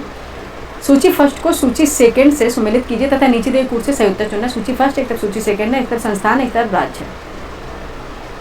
सुमेलित करना तब जाके आंसर निकलेगा। डॉक्टर YS परमार औद्यानिकी एवं वानिकी विश्वविद्यालय, भारतीय चारागाह एवं चारा अनुसंधान संस्थान, राष्ट्रीय डेयरी अनुसंधान संस्थान, केंद्रीय उपोष्ण बागवानी संस्थान। आपको मिलाना है। ठीक है, मिला लेते हैं। आइए क्वेश्चन नंबर 40 का आंसर देखते हैं क्या होगा। ठीक है, डॉक्टर YS परमार औद्यानिकी एवं वानिकी विश्वविद्यालय कहाँ पे है? सोलन हिमाचल प्रदेश में स्थित है। ठीक है, सोलन कहाँ पे? हिमाचल प्रदेश में स्थित है। तो ए का क्या हो जाएगा? यहाँ पे मिला लेते हैं, ए का थर्ड हो जाएगा। ठीक है, भारतीय चारागाह एवं चारा अनुसंधान संस्थान ये कहाँ पे? झांसी उत्तर प्रदेश में स्थित है, आपको पता होगा। ठीक है, झांसी उत्तर प्रदेश के झांसी में स्थित है। कहाँ गया? यानी बी का, अरे ये बीच में अलग आ जाता है। ठीक है, बी का क्या हो जाएगा? 4 हो जाएगा। सी का हो जाएगा राष्ट्रीय डेयरी अनुसंधान संस्थान करनाल हरियाणा। ठीक है, और डी हो जाएगा केंद्रीय उपोष्ण बागवानी संस्थान, उपोष्ण बागवानी संस्थान लखनऊ उत्तर प्रदेश। ठीक है, डी का 2। 3 4 1 2 देख लेते कहाँ है? 3 4 1 2। ऑप्शन ए इसका राइट आंसर हो जाएगा 40 का। ठीक है, 40 का आंसर क्या हो जाएगा? Option A. ठीक है, राइट आंसर। एक बार रिवाइज कर लीजिए बच्चे, इस तरह से क्वेश्चन आते हैं इसलिए। डॉक्टर YS परमार औद्यानिकी एवं वानिकी विश्वविद्यालय, ठीक है, ये सोलन हिमाचल प्रदेश में है। भारतीय चारागाह एवं चारा अनुसंधान संस्थान झांसी उत्तर प्रदेश में है। राष्ट्रीय डेयरी अनुसंधान संस्थान अगर बात करें, राष्ट्रीय डेयरी अनुसंधान संस्थान की बात करें करनाल हरियाणा में है। ठीक है, और केंद्रीय उपोष्ण बागवानी संस्थान ये लखनऊ उत्तर प्रदेश में है। ठीक है, ऑप्शन क्या हो जाएगा इसका? ए राइट आंसर हो जाएगा। नेक्स्ट क्वेश्चन चलेंगे, क्वेश्चन नंबर है 41। क्वेश्चन नंबर है 41, निम्नलिखित में से कौन सा एशियाई महाद्वीप के किसी भी देश की राजधानी है? फर्स्ट है टोक्यो, सेकंड है कैनबरा, थर्ड है बैंकॉक, 4 है वेलिंगटन। नीचे दिए कूट से सही उत्तर का चयन करना है। ऑप्शन ए है 2 और 4, ऑप्शन बी है 1 एंड 3, ऑप्शन सी है केवल 4, ऑप्शन डी है ओनली 1। बताइए क्या आंसर हो जाएगा 41 का? 41 का फटाफट बताइए आंसर क्या हो जाएगा बच्चे। ठीक है, बताने के कि टोक्यो किसकी राजधानी? जापान की है। ठीक है, पता होगा जापान की राजधानी है टोक्यो। ठीक है, और ये कहाँ पे है? एशिया में है। ठीक है, ये भी बताने की जरूरत है, सबको पता होगा कहाँ पे, एशिया कॉन्टिनेंट में है। ठीक है, और बैंकॉक है थाईलैंड की है। ठीक है, बैंकॉक किसकी राजधानी है? थाईलैंड की राजधानी है, थाईलैंड की कैपिटल है, और ये भी एशिया कॉन्टिनेंट में है। ठीक है, ये भी एशिया कॉन्टिनेंट में है। ठीक है, नेक्स्ट बात करते हैं अगर कैनबरा की। कैनबरा क्या है? ऑस्ट्रेलिया की राजधानी है। ठीक है, ठीक है, ये ऑस्ट्रेलिया की राजधानी है कैनबरा। ठीक है, ये ऑस्ट्रेलिया की राजधानी है कैनबरा। ठीक है, और वेलिंगटन की बात करें,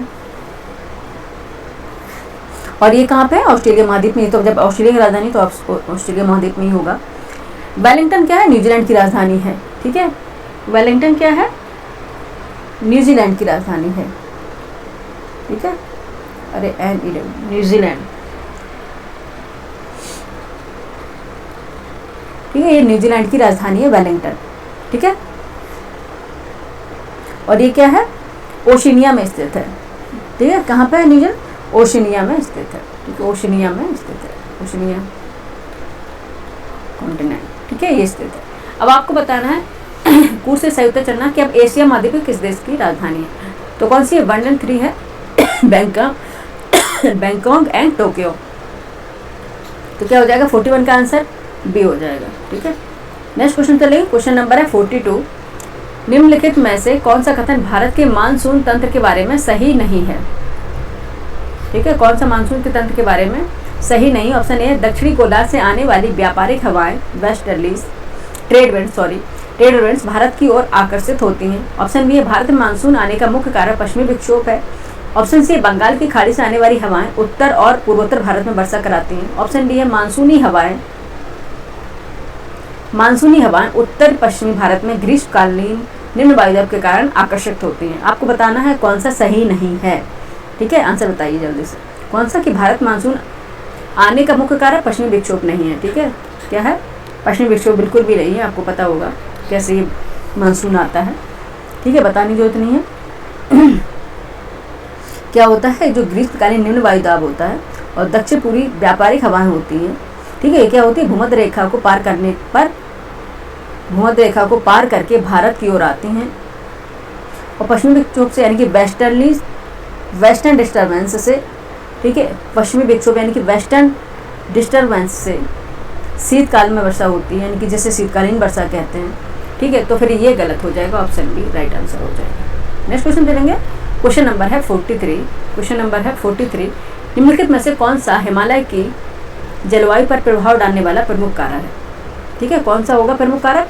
ऑप्शन ए, पश्चिमी विक्षोभ। ऑप्शन बी, मानसूनी हवाएं। ऑप्शन सी, ऊंचाई और अक्षांशीय स्थिति। ऑप्शन डी, उपयुक्त सभी। 43 का आंसर बताइए फटाफट, क्या हो जाएगा? ठीक है, उपयुक्त सभी हो जाएंगे, सभी प्रभाव डालेंगे। पश्चिमी विक्षोभ भी, मानसूनी हवाएं भी, ऊंचाई और अक्षांशीय स्थिति भी, उपयुक्त सभी, इसके ऑल दी अबव आंसर हो जाएंगे। ठीक है, नेक्स्ट क्वेश्चन चलेंगे। क्वेश्चन नंबर होगा 44। क्वेश्चन नंबर 44 है,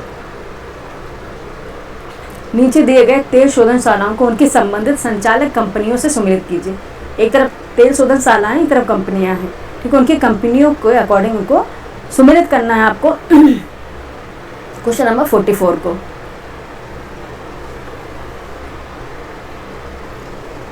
ठीक है, तेल शोधनशाला मथुरा रिफाइनरी है, Indian oil corporation IOC limited द्वारा संचालित है। जामनगर रिफाइनरी है, रिलायंस इंडस्ट्रीज लिमिटेड द्वारा संचालित है। वडनियार रिफाइनरी है, वाडिनार रिफाइनरी जिसे बोलते हैं, नयारा एनर्जी लिमिटेड द्वारा संचालित है। और ऑप्शन डी है, नागट्टिनम रिफाइनरी है, चेन्नई पेट्रोलियम कॉर्पोरेशन लिमिटेड द्वारा संचालित है। सीधा सीधा सम्मिलित है। ऑप्शन ए इसका राइट आंसर हो जाएगा। 1 2 3 4 ऑप्शन ए इसका राइट आंसर हो जाएगा। एक मिनट बच्चे, 44 का आंसर क्या हो जाएगा? Option A. नेक्स्ट क्वेश्चन चलेंगे। क्वेश्चन नंबर है 45। क्वेश्चन नंबर है 45। निम्नलिखित में से कौन सा कोयला उत्पादक क्षेत्र ओडिशा राज्य में स्थित नहीं है? ठीक है, कौन सा है जो ओडिशा राज्य में स्थित नहीं है? Option A Talcher, option B Jharia, option C Ib घाटी, ऑप्शन डी इनमें से कोई नहीं। ठीक, कौन सा नहीं होगा? झरिया नहीं होगा। झरिया कहाँ पे है? झारखंड में है। ठीक है, लिख दें यहाँ पे, झरिया जो कोयला क्षेत्र है झारखंड में है बच्चे। ठीक है, ये कहाँ है? झारखंड में है। और तलचेर, ईब घाटी, ये सब क्या हैं, प्रमुख कोयला उत्पादक क्षेत्र हैं जो उड़ीसा में है। ठीक है, ये सब उड़ीसा में है। ठीक है, तो ऑप्शन क्या हो जाएगा, बी इसका राइट आंसर हो जाएगा। नेक्स्ट क्वेश्चन पे चलेंगे। 46 है, निम्नलिखित में से कौन सा क्षेत्र भूमध्य सागरीय कृषि के अंतर्गत नहीं आता है? कौन सा क्षेत्र है जो भूमध्य सागरीय कृषि के अंतर्गत नहीं आता है? कौन सा होगा? ऑप्शन ए दक्षिणी Europe, option B California, option C Siberia, option B मध्य चिली। कौन सा नहीं आएगा? क्वेश्चन नंबर 46 का आंसर बताइए। सी नहीं आएगा, साइबेरिया। ठीक है, सी नहीं आएगा, ऑप्शन सी साइबेरिया रीजन नहीं आएगा। ठीक है, दक्षिणी यूरोप, कैलिफोर्निया, मध्य चिली भूमध्य सागरीय कृषि के अंतर्गत आते हैं, लेकिन साइबेरिया मुख्य रूप से उप आर्कटिक यानी सब आर्कटिक, ठीक है, या टाइगा जलवायु क्षेत्र होता है ना, टाइगा जलवायु और बोरियल जलवायु क्षेत्र के अंतर्गत आता है। ठीक है, ना कि भूमध्य सागरीय जलवायु क्षेत्र के अंतर्गत आता है। ठीक है, ऑप्शन इसका सी राइट आंसर हो जाएगा। नेक्स्ट क्वेश्चन चलिए, क्वेश्चन नंबर 47। राष्ट्रीय मांस अनुसंधान केंद्र national research centre of meat कहाँ स्थित है? Option A Bhopal, option B Kolkata, option C Hyderabad, option D Nagpur. कहाँ पे होगा? 47 का आंसर बताएं जल्दी से फटाफट। ठीक है, क्या हो जाएगा? हैदराबाद में होगा। ठीक है, कहाँ है? हैदराबाद में है। कहाँ? हैदराबाद, तेलंगाना। ठीक है, हैदराबाद तेलंगाना, यहाँ पे लिख दे रहे हैं।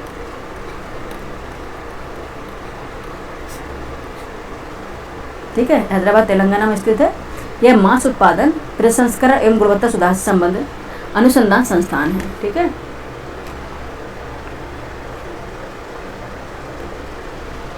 ठीक है, नेक्स्ट क्वेश्चन पे चलेंगे। क्वेश्चन नंबर है 48।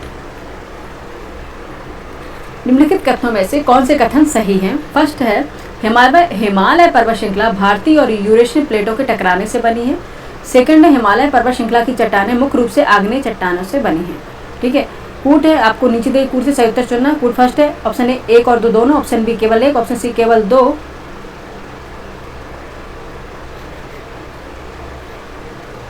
ऑप्शन डी ना तो 1 ना ही 2। बताइए क्या हो जाएगा इसका आंसर?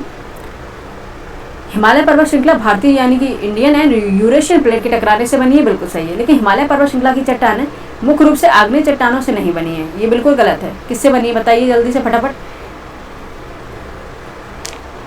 किससे बनी है? अवसादी चट्टानें या रूपांतरित चट्टानें यानी मेटामॉर्फिक रॉक से बनी हुई हैं। Sedimentary rocks and metamorphic rock से बनी हुई है, ना कि आग्नेय चट्टानों से। तो ये गलत हो जाएगा और आंसर आपका हो जाएगा इसमें कौन सा सही है, तो केवल 1, ऑप्शन बी इसका राइट आंसर हो जाएगा। 48 का बी हो जाएगा राइट आंसर। नेक्स्ट क्वेश्चन पे चलिए, क्वेश्चन नंबर है 49। क्वेश्चन नंबर है 49। निम्नलिखित में से कौन से क्षेत्र ऑस्ट्रेलिया देश के हिस्सा है? आपको बताना है। फर्स्ट है तस्मानिया, सेकेंड है न्यूजीलैंड, थर्ड है क्रिसमस द्वीप, 4 है कुक द्वीप। नीचे दिए कूट से सही उत्तर चुनना है।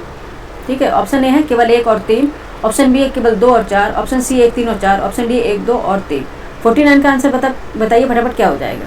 ठीक है, तस्मानिया द्वीप है, ये क्या है? ऑस्ट्रेलिया का हिस्सा है। और क्रिसमस द्वीप भी ऑस्ट्रेलिया का हिस्सा है। ठीक है, लेकिन न्यूजीलैंड और कुक द्वीप ये ऑस्ट्रेलिया का हिस्सा नहीं है। ठीक है, तस्मानिया क्या है? ऑस्ट्रेलिया का एक राज्य, आपको पता है। और क्रिसमस द्वीप ऑस्ट्रेलिया का जो बाहरी क्षेत्र है वो भी पता है। न्यूजीलैंड एक स्वतंत्र देश है, इसका हिस्सा नहीं है। और कुक द्वीप है न्यूजीलैंड के साथ स्वतंत्र सहयोग में एक स्वशासित राज्य है। ठीक है बच्चे, 1 मिनट कॉल आ रही थी। कुक द्वीप क्या है? न्यूजीलैंड के साथ स्वतंत्र सहयोग में एक स्वशासित राज्य या ऑस्ट्रेलिया का हिस्सा नहीं है। ठीक है, क्या है? स्वशासित राज्य है, ऑस्ट्रेलिया का हिस्सा नहीं है। दोनों हिस्सा नहीं है तो कौन कौन से? तस्मानिया और क्रिसद्वीप हिस्सा है। 1 और 3, first and third, option A इसका राइट आंसर हो जाएगा 49 का।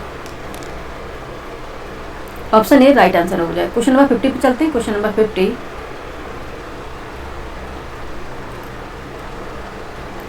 क्वेश्चन नंबर 50 देखते हैं क्या पूछ रहा है। इतनी मेहनत करने के बाद आप लोग ना तो कमेंट करते, ना सब्सक्राइब करते, ना कुछ वो लाइक करते हैं। पता नहीं भाई, इतना मेहनत करने के बावजूद अगर इंसान को ये भी ना लगे कि कोई इतना मेहनत कर रहा है, ठीक है, उससे बोलना ही बेकार है। ठीक है, क्वेश्चन नंबर 50 है, ग्रेट बैरियर रीफ के संदर्भ में निम्नलिखित कथनों में से कौन से कथन सही है? इतने बुखार होने के बावजूद भी आप लोगों को पढ़ा रहे हैं। ठीक है, लेकिन आप लोग एक लाइक एक सब्सक्राइब करने में आपको दिक्कत हो रही है आप लोगों को।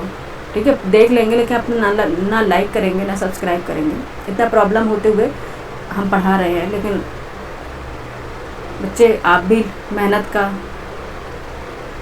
गुरु दक्षिणा दे दिया करो, ठीक है, गुरु माँ को, ठीक है, मैं भी आपकी टीचर हूँ। क्वेश्चन नंबर 50 का देखते हैं क्या आंसर है। ग्रेट बैरियर रीफ के संदर्भ में निम्नलिखित कथनों में से कौन से कथन सही हैं? ठीक है, क्वेश्चन नंबर 50 फर्स्ट है, यह विश्व की सबसे बड़ी मूंगा कोरल रीफ प्रणाली है। ऑप्शन 2 है, यह सेकंड स्टेटमेंट है, यह हिंद महासागर में स्थित है। ग्रेट बैरियर रीफ के बारे में आपको बताना है कौन सा कथन सही है। यह विश्व की सबसे बड़ी मूंगा यानी कोरल रीफ प्रणाली है, और सेकंड है, यह हिंद महासागर में स्थित है। ठीक है, यह नीचे देखिए पूछे सही उत्तर चुनना। कूट फर्स्ट है, एक ना तो एक ना ही दो, ऑप्शन बी केवल एक, ऑप्शन सी केवल दो, ऑप्शन डी ना एक और दो दोनों। बताइए क्या हो जाएगा। यह विश्व की सबसे बड़ी मूंगा कोरल रीफ प्रणाली है, बिल्कुल सही है, लेकिन यह हिंद महासागर में स्थित बिल्कुल भी नहीं है।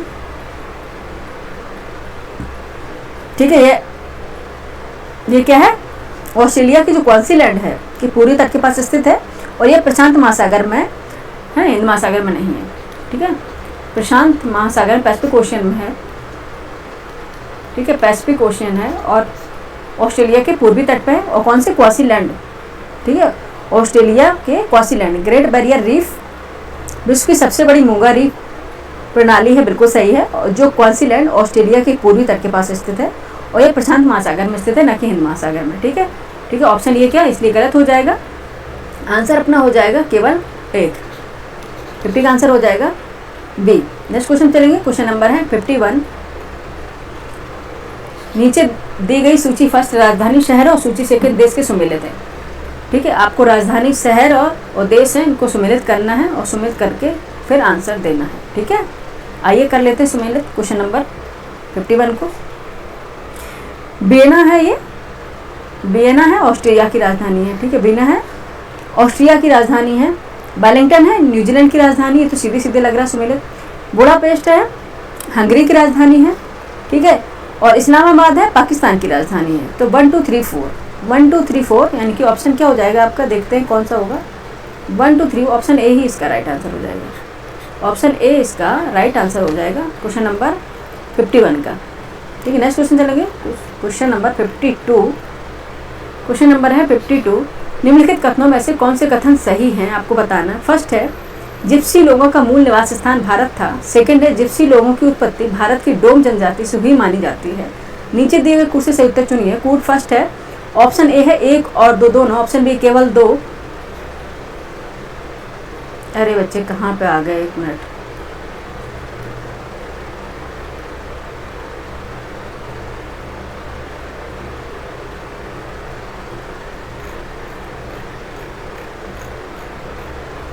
यहाँ पे थे, इसको हटाने के चक्कर में।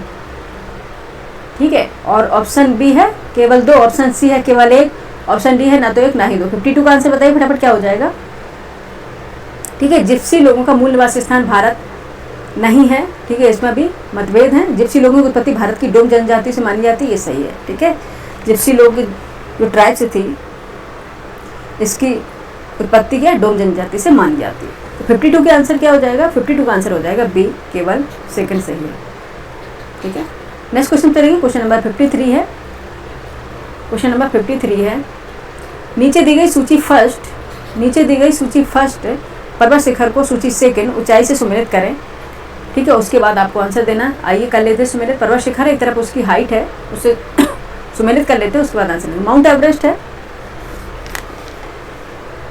ठीक है, माउंट एवरेस्ट है, एक मिनट बच्चे, माउंट एवरेस्ट की हाइट किसके है, 8848.86 मीटर माउंट एवरेस्ट की हाइट है। ठीक है, ये तो आप सबको पता है। ए का हो गया 2। ठीक है, और भी K2 की क्या है, 8611 यानी कि बी का फर्स्ट हो गया। कंचनजंगा की हाइट क्या है, 8598 यानी कि क्या है, सी का 4 हो गया।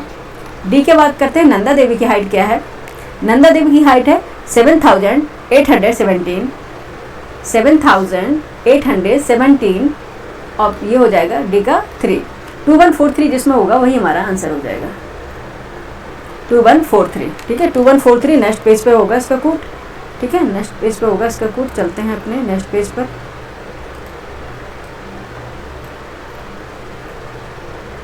ठीक है, 2143, ठीक है। तो क्या थे, ऑप्शन सी इसकी राइट आंसर हो गया 53 का, ठीक है। 53 का क्या हो गया, ऑप्शन सी राइट आंसर हो गया। नेक्स्ट क्वेश्चन चलेंगे, क्वेश्चन नंबर है 54। मालाबार तट के पास स्थित लक्षद्वीप के संदर्भ में निम्नलिखित कथनों पर विचार कीजिए। फर्स्ट है लक्षद्वीप की राजधानी कवरत्ती है, ठीक है। और सेकंड है मिनिकॉय द्वीप लक्षद्वीप का सबसे उत्तरी द्वीप है।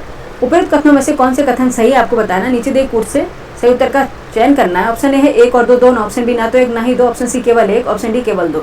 बताइए क्या आंसर हो जाएगा। लक्षद्वीप की राजधानी कवरत्ती है, बिल्कुल सही है। लेकिन जो मिनिकॉय द्वीप है लक्षद्वीप का सबसे उत्तरी द्वीप नहीं, सबसे दक्षिणी द्वीप है, ठीक है। सबसे उत्तरी द्वीप ना होकर क्या है, सबसे दक्षिणी द्वीप है। और मिनिकॉय द्वीप है जो 9 डिग्री चैनल द्वारा अन्य द्वीपों से पृथक होता है, ठीक है। 9 डिग्री चैनल द्वारा अन्य द्वीपों से पृथक होता है और सबसे दक्षिणी द्वीप के रूप में जाना जाता है। ये तो सबसे दक्षिणी द्वीप है ये, ठीक है। तो क्या हो जाएगा, सेकंड अगर गलत हो गया तो ऑप्शन फर्स्ट आपका केवल एक ही स्टेटमेंट सही है, तो आंसर हो जाएगा सी। 54 का आंसर क्या हो जाएगा, सी। नेक्स्ट क्वेश्चन चले, क्वेश्चन नंबर 55, जल्दी से कर लेते हैं। क्वेश्चन नंबर है 55। नीचे दो कथन दिए जिनमें से एक को अभिकथन ए तथा दूसरे कारण आर कहा गया। अभिकथन है टोडा जनजाति नीलगिरी की पहाड़ियों में पाई जाती है और कारण है टोडा जनजाति के मुख्य व्यवसाय कृषि है और यह एकल विवाह को महत्व देती है, ठीक है। टोडा जनजाति नीलगिरी की पहाड़ियों में पाई जाती है और आर है टोडा जनजाति मुख्य व्यवसाय कृषि और यह एकल विवाह को महत्व देती है। नीचे दे कूट कर सहायता से उत्तर आपको चुनना है। ऑप्शन ए है ए आर दोनों सही, आर ए का सही व्याख्या करता है। बी है कि ए गलत किंतु आर सही। सी है ए और आर दोनों सही किंतु आर ए की सही व्याख्या नहीं करता। डी ए सही किंतु आर गलत, ठीक है। जो टोडा जनजाति है ये नीलगिरी की पहाड़ियों में पाई जाती है, बिल्कुल सही है। लेकिन यह है टोडा जनजाति मुख्य व्यवसाय कृषि नहीं है, पशुपालन है और यह एक विवाह नहीं बहु विवाह प्रथा इसमें प्रचलित है, ठीक है। तो फिर क्या आंसर हो जाएगा, ए सही लेकिन आर गलत। देखते कहाँ, ए सही किंतु आर गलत। ऑप्शन डी इसका राइट आंसर हो जाएगा 55 का, ठीक है। राइट आंसर हो जाएगा ऑप्शन डी। नेक्स्ट क्वेश्चन चलेंगे। नेक्स्ट क्वेश्चन है 56। भारत में सर्वोच्च किस्म का संगमरमर कहाँ पाया जाता है। Option A Makrana Rajasthan, option B Katni Madhya Pradesh, option C Jaisalmer Rajasthan, option D Kota Rajasthan. कहाँ पे पाया जाएगा, 56 का आंसर बताएं फटाफट, ठीक। हरिया बच्चे जल्दी से बताएं। 58 का आंसर हो गया मकराना राजस्थान में पाया जाता है, ऑप्शन डी। कई बार क्वेश्चन आ गया, रिपीटेड क्वेश्चन है, 56 का ए हो गया, ठीक है। नेक्स्ट क्वेश्चन है 57। निम्नलिखित कथनों पर विचार कीजिए। फर्स्ट स्टेटमेंट है प्रेरी और पंपास दोनों ही घास के मैदान, ग्रासलैंड की बात हो रही है। प्रेरी और पंपास दोनों ही घास के मैदानों में कृषि के लिए अत्यधिक अनुकूल मिट्टी पाई जाती है। सेकंड है प्रेरी घास के मैदान उत्तरी अमेरिका तथा पंपास घास के मैदान दक्षिण अमेरिका में है। उपयुक्त कथनों में से कौन से कथन सही आपको बताएं। नीचे दी कूट की सहायता से उत्तर आपको चुनना है। कूट है ऑप्शन ए केवल 1, ऑप्शन बी केवल 2, ऑप्शन सी 1 और 2, ऑप्शन डी ना तो 1 ना ही 2। बताइए।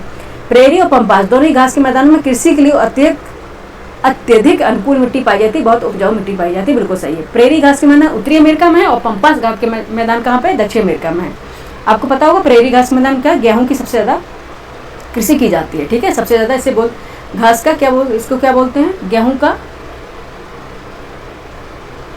क्षेत्र बोलते हैं इसको, ठीक है, प्रेरी मैदान को, ठीक है। तो ये क्या हो गया, दोनों ही सही है 57 का।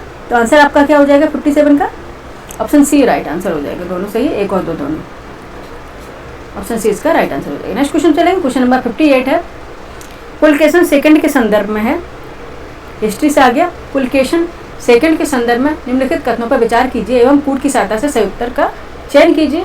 चलते हैं अपने कूट पर, ठीक है। जिस तरह से उसमें पीपीटी बनी उस तरह से हमें भी करना पड़ा है, ठीक है बच्चे, इसमें हमारा कोई दोष नहीं है, ठीक है। फर्स्ट है पुलकेशन के बारे में था विचार करना था। फर्स्ट है एहोल अभिलेख पुलकेशन सेकंड की विजयों या विस्तृत वर्णन करता है। एहोल अभिलेख पुलकेशन सेकंड की विजयों का विस्तृत वर्णन करता है और इसे उनके दरबारी कवि रवि कीर्ति ने लिखा था, ठीक है। सेकंड है इस अभिलेख में पुलकेशन सेकंड को 1700 की उपाधि से संबोधित किया गया है, ठीक है। बताइए आंसर क्या हो जाएगा। कूट ए 1 और 2 दोनों, बी केवल 1, सी ना तो 1 ना ही 2, डी केवल 2, ठीक है। बताइए क्या आंसर हो जाएगा 58 का, ठीक है। 1 और 2 दोनों सही हो जाएंगे, ठीक है। एहोल अभिलेख पुलकेशन सेकंड की विजयों का विस्तृत वर्णन करता है और इसे दरबारी कवि रवि कीर्ति द्वारा लिखा गया था और इसे अभिलेख पुलकेशन सेकंड को 1700 की उपाधि से संबोधित भी किया गया। तो ऑप्शन ए इसका राइट आंसर हो जाएगा। नेक्स्ट क्वेश्चन चलें। क्वेश्चन नंबर 59 है नीचे दो कथन दिए जिनमें से एक उपकथन है, दूसरी कारण आर कहा गया। विकथन है रवा तक अभिलेख कनिष्क के शासनकाल का एक महत्वपूर्ण स्रोत है जो उनके धार्मिक और प्रशासनिक नीतियों का वर्णन करता है। कारण आर है रवा तक अभिलेख में उल्लेख किया गया कि कनिष्क ने आयोनी यानी यूनानी भाषा के स्थान पर बैक्टीरियाई भाषा को प्रचलित किया और अपने वंशजों की प्रतिमाओं को मंदिर में स्थापित करने का आदेश दिया। नीचे दिए कूट का सही उत्तर आपको चुनना है। कूट है ऑप्शन ए गलत किंतु आर सही, ऑप्शन बी ए सही किंतु आर गलत, ऑप्शन सी ए आर दोनों सही किंतु आर ए की सही। व्याख्या नहीं करता है, ऑप्शन डी है ए तथा आर दोनों सही है और आर ए का सही स्पष्टीकरण है। एक मिनट बच्चे,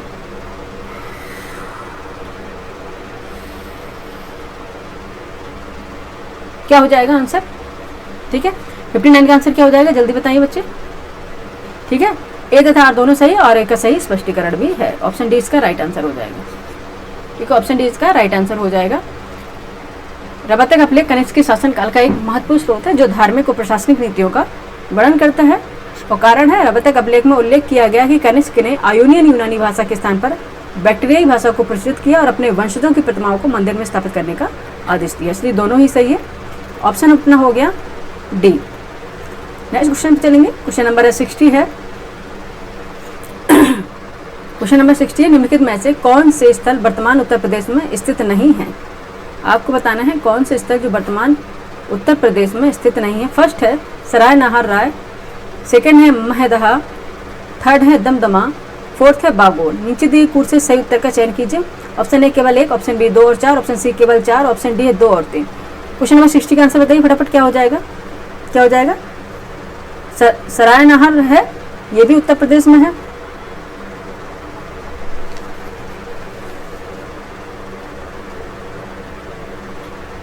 ठीक है, सराय नाहर क्या है? ये भी उत्तर प्रदेश में। मदहा ये भी उत्तर प्रदेश में। दमदमा ये भी उत्तर प्रदेश में है। ठीक है, लेकिन कौन सा बागोर है ये कहाँ पे है? राजस्थान में है। ठीक है, यही उत्तर प्रदेश में नहीं है। ठीक है, ये क्या है? राजस्थान में है। ठीक है, कहाँ पे है? राजस्थान में है। तो आंसर क्या हो जाएगा? कौन सा नहीं है पूछा गया था, तो ऑप्शन सी।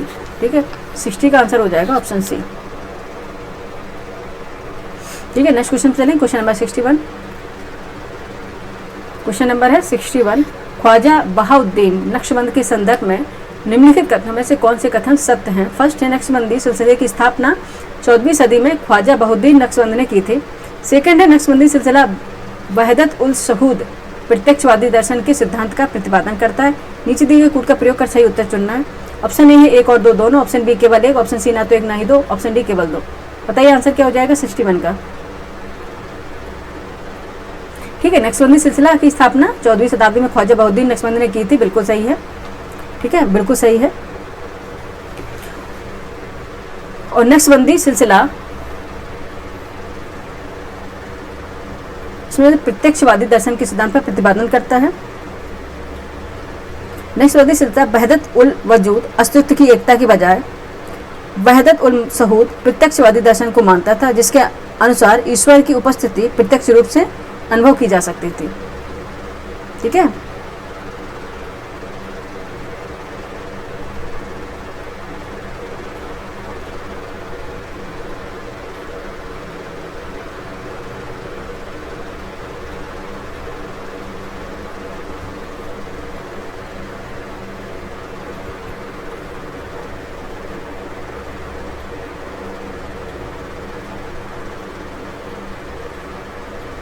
ठीक है। नक्शबंदी इसमें दिखा है नक्शबंदी सिलसिला वहदत उल शहूद का नहीं, इसका प्रतिपादन नहीं किया। किसके द्वारा हुआ था ये?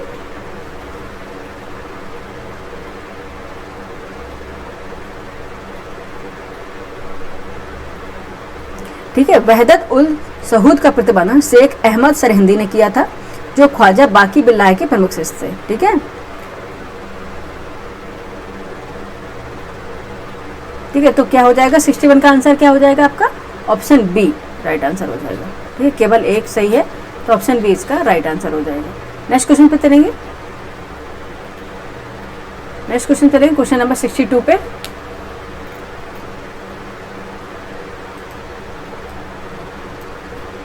क्वेश्चन नंबर है 62। जैन धर्म के तीर्थंकरों से, ठीक है, जैन धर्म के तीर्थंकरों का सही कालानुक्रम क्या है? फर्स्ट है शांतिनाथ, सेकंड है ऋषभनाथ, थर्ड है महावीर स्वामी, फोर्थ है पार्श्वनाथ। ठीक है, पार्श्वनाथ थे। नीचे दिए कूट का प्रयोग का सही उत्तर का चयन करना, कौन पहले थे, ठीक है, आपको बताना है। क्वेश्चन नंबर 62 का आंसर बताइए फटाफट, क्या हो जाएगा।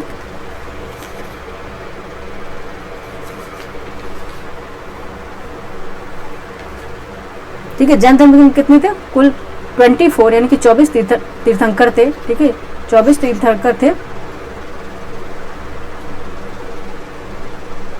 और ऋषभनाथ थे जिसमें प्रथम तीर्थंकर थे। ठीक है, ऋषभनाथ थे, प्रथम तीर्थंकर थे।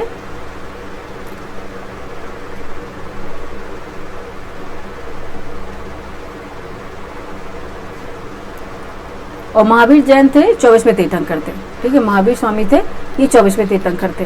ठीक है, अगर इनको मिलाएंगे आगे तो पहले पे कौन था,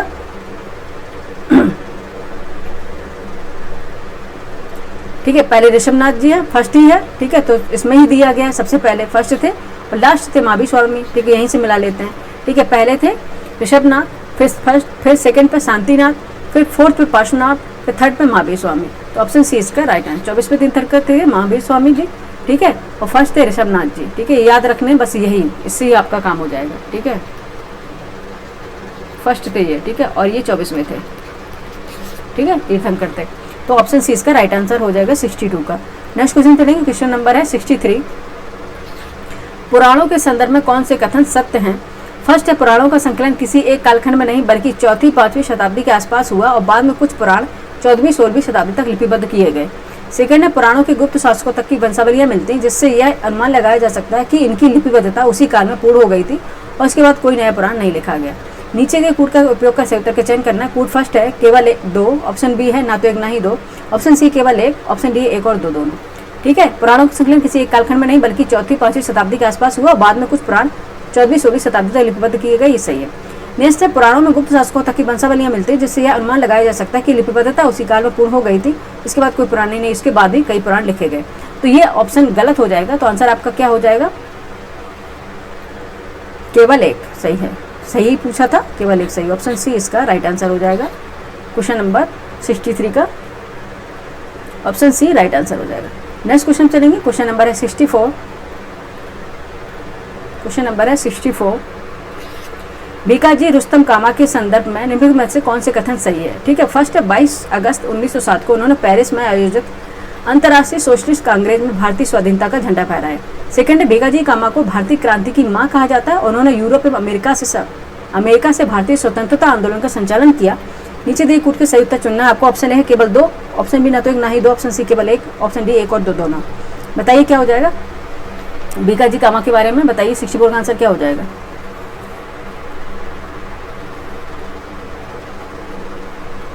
ठीक है, फर्स्ट है, 22 अगस्त 1907 को उन्होंने पेरिस में नहीं बल्कि जर्मनी में, ठीक है, यह है जर्मनी में आयोजित अंतर्राष्ट्रीय सोशलिस्ट कांग्रेस में 22 अगस्त 1907 को भीकाजी कामा ने पेरिस में नहीं बल्कि जर्मनी में स्टुटगार्ट में आयोजित अंतर्राष्ट्रीय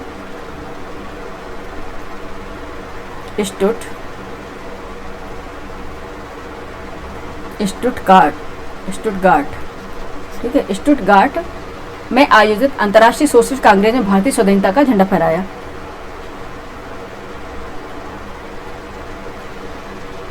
यह झंडा कलकत्ता झंडे का परिवर्तित रूप था। भीकाजी कामा को भारतीय क्रांति की मां के रूप में जाना जाता है, बिल्कुल सही है। ठीक है, उन्होंने यूरोप एवं अमेरिका के भारतीय स्वतंत्रता आंदोलन का जो है उसका संचालन भी किया।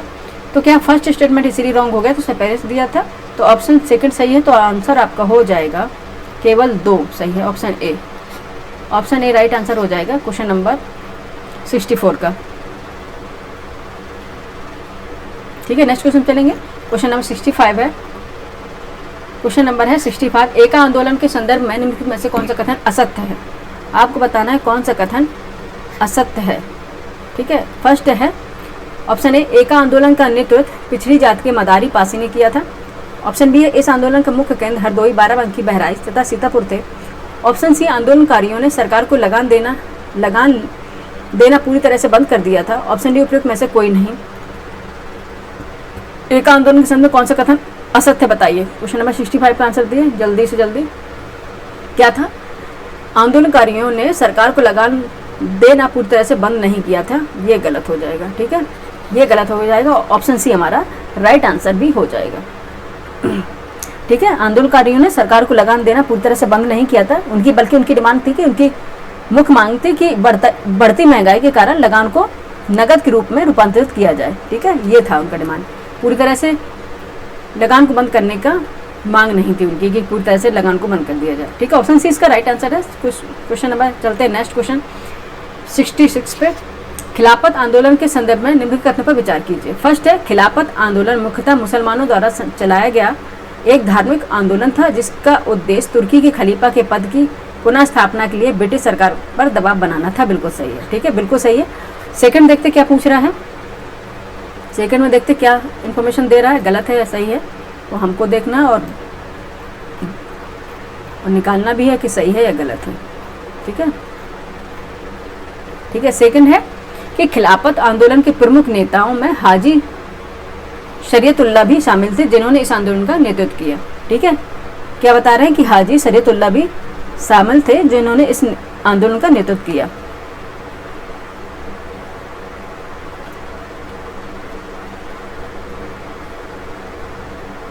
ठीक है, ये गलत है क्योंकि हाजी जो शरीयतुल्लाह है इनका कोई संबंध नहीं था खिलाफत आंदोलन से। ठीक है, हाजी शरीयतुल्लाह हैं जो हाजी शरीयतुल्लाह का खिलाफ आंदोलन से कोई संबंध नहीं था। ये 19वीं शताब्दी के फयाजी आंदोलन था उसके संस्थापक थे। ठीक है, इसलिए ये गलत हो जाएगा, इसलिए ये गलत हो जाएगा और अपना आंसर हो जाएगा, सेकंड स्टेटमेंट रॉन्ग है, केवल एक, ऑप्शन डी इसका राइट आंसर हो जाएगा। 66 का ऑप्शन डी राइट आंसर हो जाएगा। नेक्स्ट चलते हैं, क्वेश्चन नंबर 67 है। पुर्तगाली लेखक फर्नाओ नूनीज के संदर्भ में निम्नलिखित कथनों में से कौन सा सही है। फर्स्ट है, फर्नाओ नूनीज विजयनगर के शासक अच्युत देव राय के शासनकाल में भारत आया और कुछ समय तक उनके दरबार में भी रहा। ऑप्शन बी है, नूनीज एक घोड़े का व्यापारी था। उसने अपने यात्रा विवरण में उल्लेख किया है कि विजयनगर साम्राज्य में महिलाएं कुश्ती, ज्योतिष शास्त्र, लेखांकन, भविष्यवाणी, संगीत और नृत्य में निपुण थी। इसके अलावा राज्य अपने महल में रहने वाली सैकड़ों स्त्रियों को युद्ध क्षेत्र में ले जाते थे। ठीक है, नीचे दिए कूट का प्रयोग का सही उत्तर का चयन करना है। कूट फर्स्ट है, ऑप्शन ए केवल 2, ऑप्शन बी केवल 1, ऑप्शन सी केवल 1 और 2 दोनों, ऑप्शन डी ना तो ही ना ही 2। बताइए क्वेश्चन नंबर क्या होगा 67 का आंसर, बताइए क्या हो जाएगा। ठीक, क्या हो जाएगा, ये दोनों ही सही है। ठीक है, फर्नाओ नूनीज विजयनगर के शासक अच्युत देव राय के शासनकाल में भारत आया तो कुछ समय तक उनके दरबार में भी रहा था, ये भी सही है। नूनीज घोड़े का व्यापारी था, ये भी सही। उन्होंने अपने यात्रा विवरण में उल्लेख किया कि विजयनगर साम्राज्य में महिलाएं कुश्ती, ज्योतिष शास्त्र, लेखांकन, भविष्यवाणी, संगीत और नृत्य में निपुण थी। इसके अलावा राजा ने अपने राजमहल में रहने वाली सैकड़ों स्त्रियों को युद्ध क्षेत्र में ले जाया करते थे, ये भी सही है। दोनों सही होने से आपका ऑप्शन हो जाएगा सी, ऑप्शन नंबर सी इसका राइट आंसर हो जाएगा। ठीक है, राइट आंसर हो जाएगा। नेक्स्ट क्वेश्चन चलेंगे, क्वेश्चन नंबर 68 है। शेरशाह सूरी को अकबर का पूर्वगामी क्यों माना जाता है। ठीक है, क्यों माना जाता है। ऑप्शन ए, उसने धार्मिक सहिष्णुता की नीति अपनाई थी, उसने प्रशासनिक सुधार किए, उसने मुगल साम्राज्य का, ठीक है, उसने प्रशासनिक सुधार किए। ऑप्शन सी है, उसने मुगल साम्राज्य का विस्तार किया। ऑप्शन डी, उसने हिंदू मुस्लिम एकता को बढ़ावा दिया। ठीक है, क्या हो जाएगा आंसर बताइए 68 का। शेरशाह सूरी को अकबर का पूर्वगामी क्यों माना जाता है। ऑप्शन ए, उसने धार्मिक सहिष्णुता की नीति अपनाई थी, उसने प्रशासनिक सुधार किए। ऑप्शन सी, उसने मुगल साम्राज्य का विस्तार किया। ऑप्शन डी, उसने हिंदू मुस्लिम एकता को बढ़ावा दिया। 68 का आंसर बताइए क्या हो जाएगा। तो क्या हो जाएगा ऑप्शन बी, उसने प्रशासनिक सुधार किए। ठीक है, ऑप्शन बी इसका राइट आंसर हो जाएगा, उसने प्रशासनिक सुधार किए थे। ठीक है, क्वेश्चन नंबर 68 का क्या आंसर हो जाएगा, उसने प्रशासनिक सुधार किए थे। नेक्स्ट चलते हैं क्वेश्चन नंबर 69। नीचे दो कथन दिए गए, जिनमें से एक को अभिकथन ए तो दूसरे कारण आर कहा गया। अभिकथन ए है, औरंगजेब की दक्षिण नीति में बीजापुर और गोलकोंडा के विरुद्ध आक्रामक अभियान प्रमुख रूप से शामिल था। ठीक है, नीचे दो, अच्छा क्या था 69 में, नीचे दो एक्चुअली डिस्टर्ब हो गए, कॉल आ गई। नीचे दो कथन दिए गए, जिसमें से एक को अभिकथन ए था, दूसरे कारण आर कहा गया। अभिकथन ए है, औरंगजेब की दक्षिण नीति में बीजापुर और गोलकोंडा के विरुद्ध आक्रामक अभियान प्रमुख रूप से शामिल था। कारण आर है, मुगल साम्राज्य के दक्षिणी विस्तार में क्षेत्रीय शक्ति संतुलन और राजनीतिक अस्थिरता को नियंत्रित करने के लिए औरंगजेब ने बीजापुर और गोलकोंडा को अंततः मुगल साम्राज्य में मिला लिया। नीचे दे कूट का प्रयोग सही उत्तर आपको चुनना है। ऑप्शन ए है, ए आर दोनों सत्य किंतु आर की सही व्याख्या नहीं। ऑप्शन बी है, ए असत्य किंतु आर सत्य है। ऑप्शन सी, ए सत्य किंतु आर असत्य है। ऑप्शन डी, ए आर दोनों सत्य और आर ए की सही व्याख्या करता है। बताइए क्या हो जाएगा आंसर 69 का। 69 का बताइए आंसर क्या हो जाएगा। ठीक है, क्योंकि दोनों ही बात सही है। औरंगजेब की दक्षिण नीति में बीजापुर और गोलकोंडा के विरुद्ध आक्रामक अभियान प्रमुख रूप से शामिल था। और आर है कि मुगल साम्राज्य दक्षिण विस्तार में क्षेत्रीय शक्ति संतुलन और राजनीतिक अस्थिरता को नियंत्रित करने के लिए औरंगजेब ने बीजापुर और गोलकोंडा को अंततः मुगल साम्राज्य में मिला लिया था। ये भी सही है, दोनों स्टेटमेंट सही है। आपका आंसर हो जाएगा डी, ए आर दोनों सत्य और की सही व्याख्या भी करता है। क्वेश्चन नंबर 69 का आंसर हो जाएगा डी। ठीक है, नेक्स्ट चलते हैं क्वेश्चन नंबर 70 पे। क्वेश्चन नंबर 70 है, नीचे दी गई सूची फर्स्ट को सूची सेकंड सम्मिलित कीजिए तथा नीचे दी गई कुर्सी से उत्तर का चयन कीजिए। ठीक है, चलते हैं अपने कूट पर। कूट सेकंड उसमें दे दिया है, इसी में दे देना तो क्या ही जाता। ठीक है, सूची फर्स्ट है, एक तरफ सूची सेकंड है, एक तरफ पदाधिकारी है, एक तरफ पेशवा है, एक तरफ कार है, एक तरफ पदाधिकारी है, आपको मिलाना है। ठीक है, फर्स्ट है पेशवा, फिर अमात्य, फिर सुमंत, फिर सरे नौबत। आइए मिला लेते हैं, फिर उसके बाद आंसर निकलेगा। ठीक है, पेशवा थे, ठीक पेशवा थे। ये क्या है, शिवाजी ने अपने प्रशासनिक ढांचे को संगठित करने के लिए अष्टप्रधान नामक एक मंत्री परिषद की स्थापना की थी। ठीक है, जिसमें 8 प्रमुख मंत्री शामिल थे।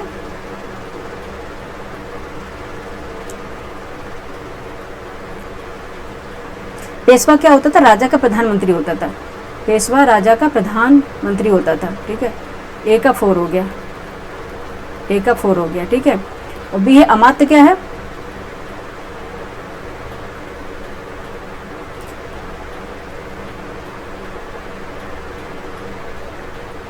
अमात्य इसे जिसे मौजूदार भी बोलते हैं, वित्त और राजस्व का प्रबंधक का कार्य करता था अमात्य।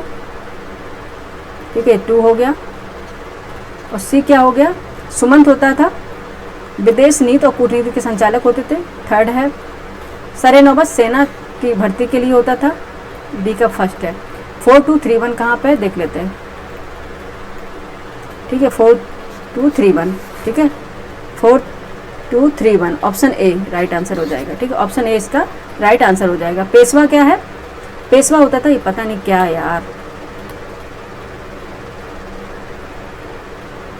1 मिनट बच्चे, इसको हमें बहुत सही करना पड़ेगा। ठीक है, ऐसे ही नहीं आएगा। पेशवा है राजा का प्रधान।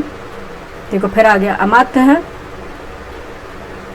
वित्त एवं राजस्व संबंधी कार्य। सुमंत है विदेश एवं कूटनीति संचालक। सरे नौबत है 4। तो क्या हो जाएगा, ऑप्शन ए इसका राइट आंसर हो जाएगा।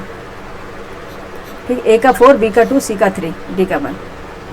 ए का 4 है, बी का 2 है, सी का 3 है, डी का फर्स्ट है। ठीक है, रखना है। पेशवा क्या है, राजा का प्रधानमंत्री। अमात्य है वित्त एवं राजस्व संबंधी कार्य देखता है। सुमंत है विदेश नीति कूटनीति का संचालन करता है। सरे नौबत है सेना की भर्ती, संगठन, रसद आदि का प्रबंधन करता है। ऑप्शन ए इसका राइट आंसर हो गया। ठीक है, यहाँ पे हमारे 70 क्वेश्चन कंप्लीट हो गए। ठीक है, 71st से हम कल करवाएंगे सेकेंड पार्ट में। यहाँ पे हमारे पूरे जीएस पार्ट ए के 70 क्वेश्चन कंप्लीट हो गए और जीएस पार्ट सेकेंड में हम 70 क्वेश्चन कंप्लीट करा देंगे और फिर आएंगे हिंदी का सेक्शन लेके और 5th टेस्ट सीरीज इस तरह से हमारी कंप्लीट हो जाएगी। और घटना चक्र की टेस्ट सीरीज कंप्लीट होने के बाद हम आय दृष्टि वर्ष की या ईयरली के इंपॉर्टेंट फैक्ट्स करा देंगे। ठीक है, करंट अफेयर के जो एग्जाम में आने वाले हैं। ठीक है, थैंक यू बच्चे। अब बताइएगा ये क्लास आपको कैसी लगी। ठीक है, कमेंट करके जरूर बताइए, लाइक कीजिए, सब्सक्राइब कीजिए। ठीक है, ऐड करिए लोगों को जिससे हमारे मनोबल बढ़े। ठीक है, अच्छे से अच्छे कंटेंट बनाने के लिए। आप नहीं भी करेंगे तो भी हम अच्छे से अच्छा कंटेंट बनाएंगे। थैंक यू, पढ़ते रहिए, रिवीजन करते रहिए। Thank you for watching.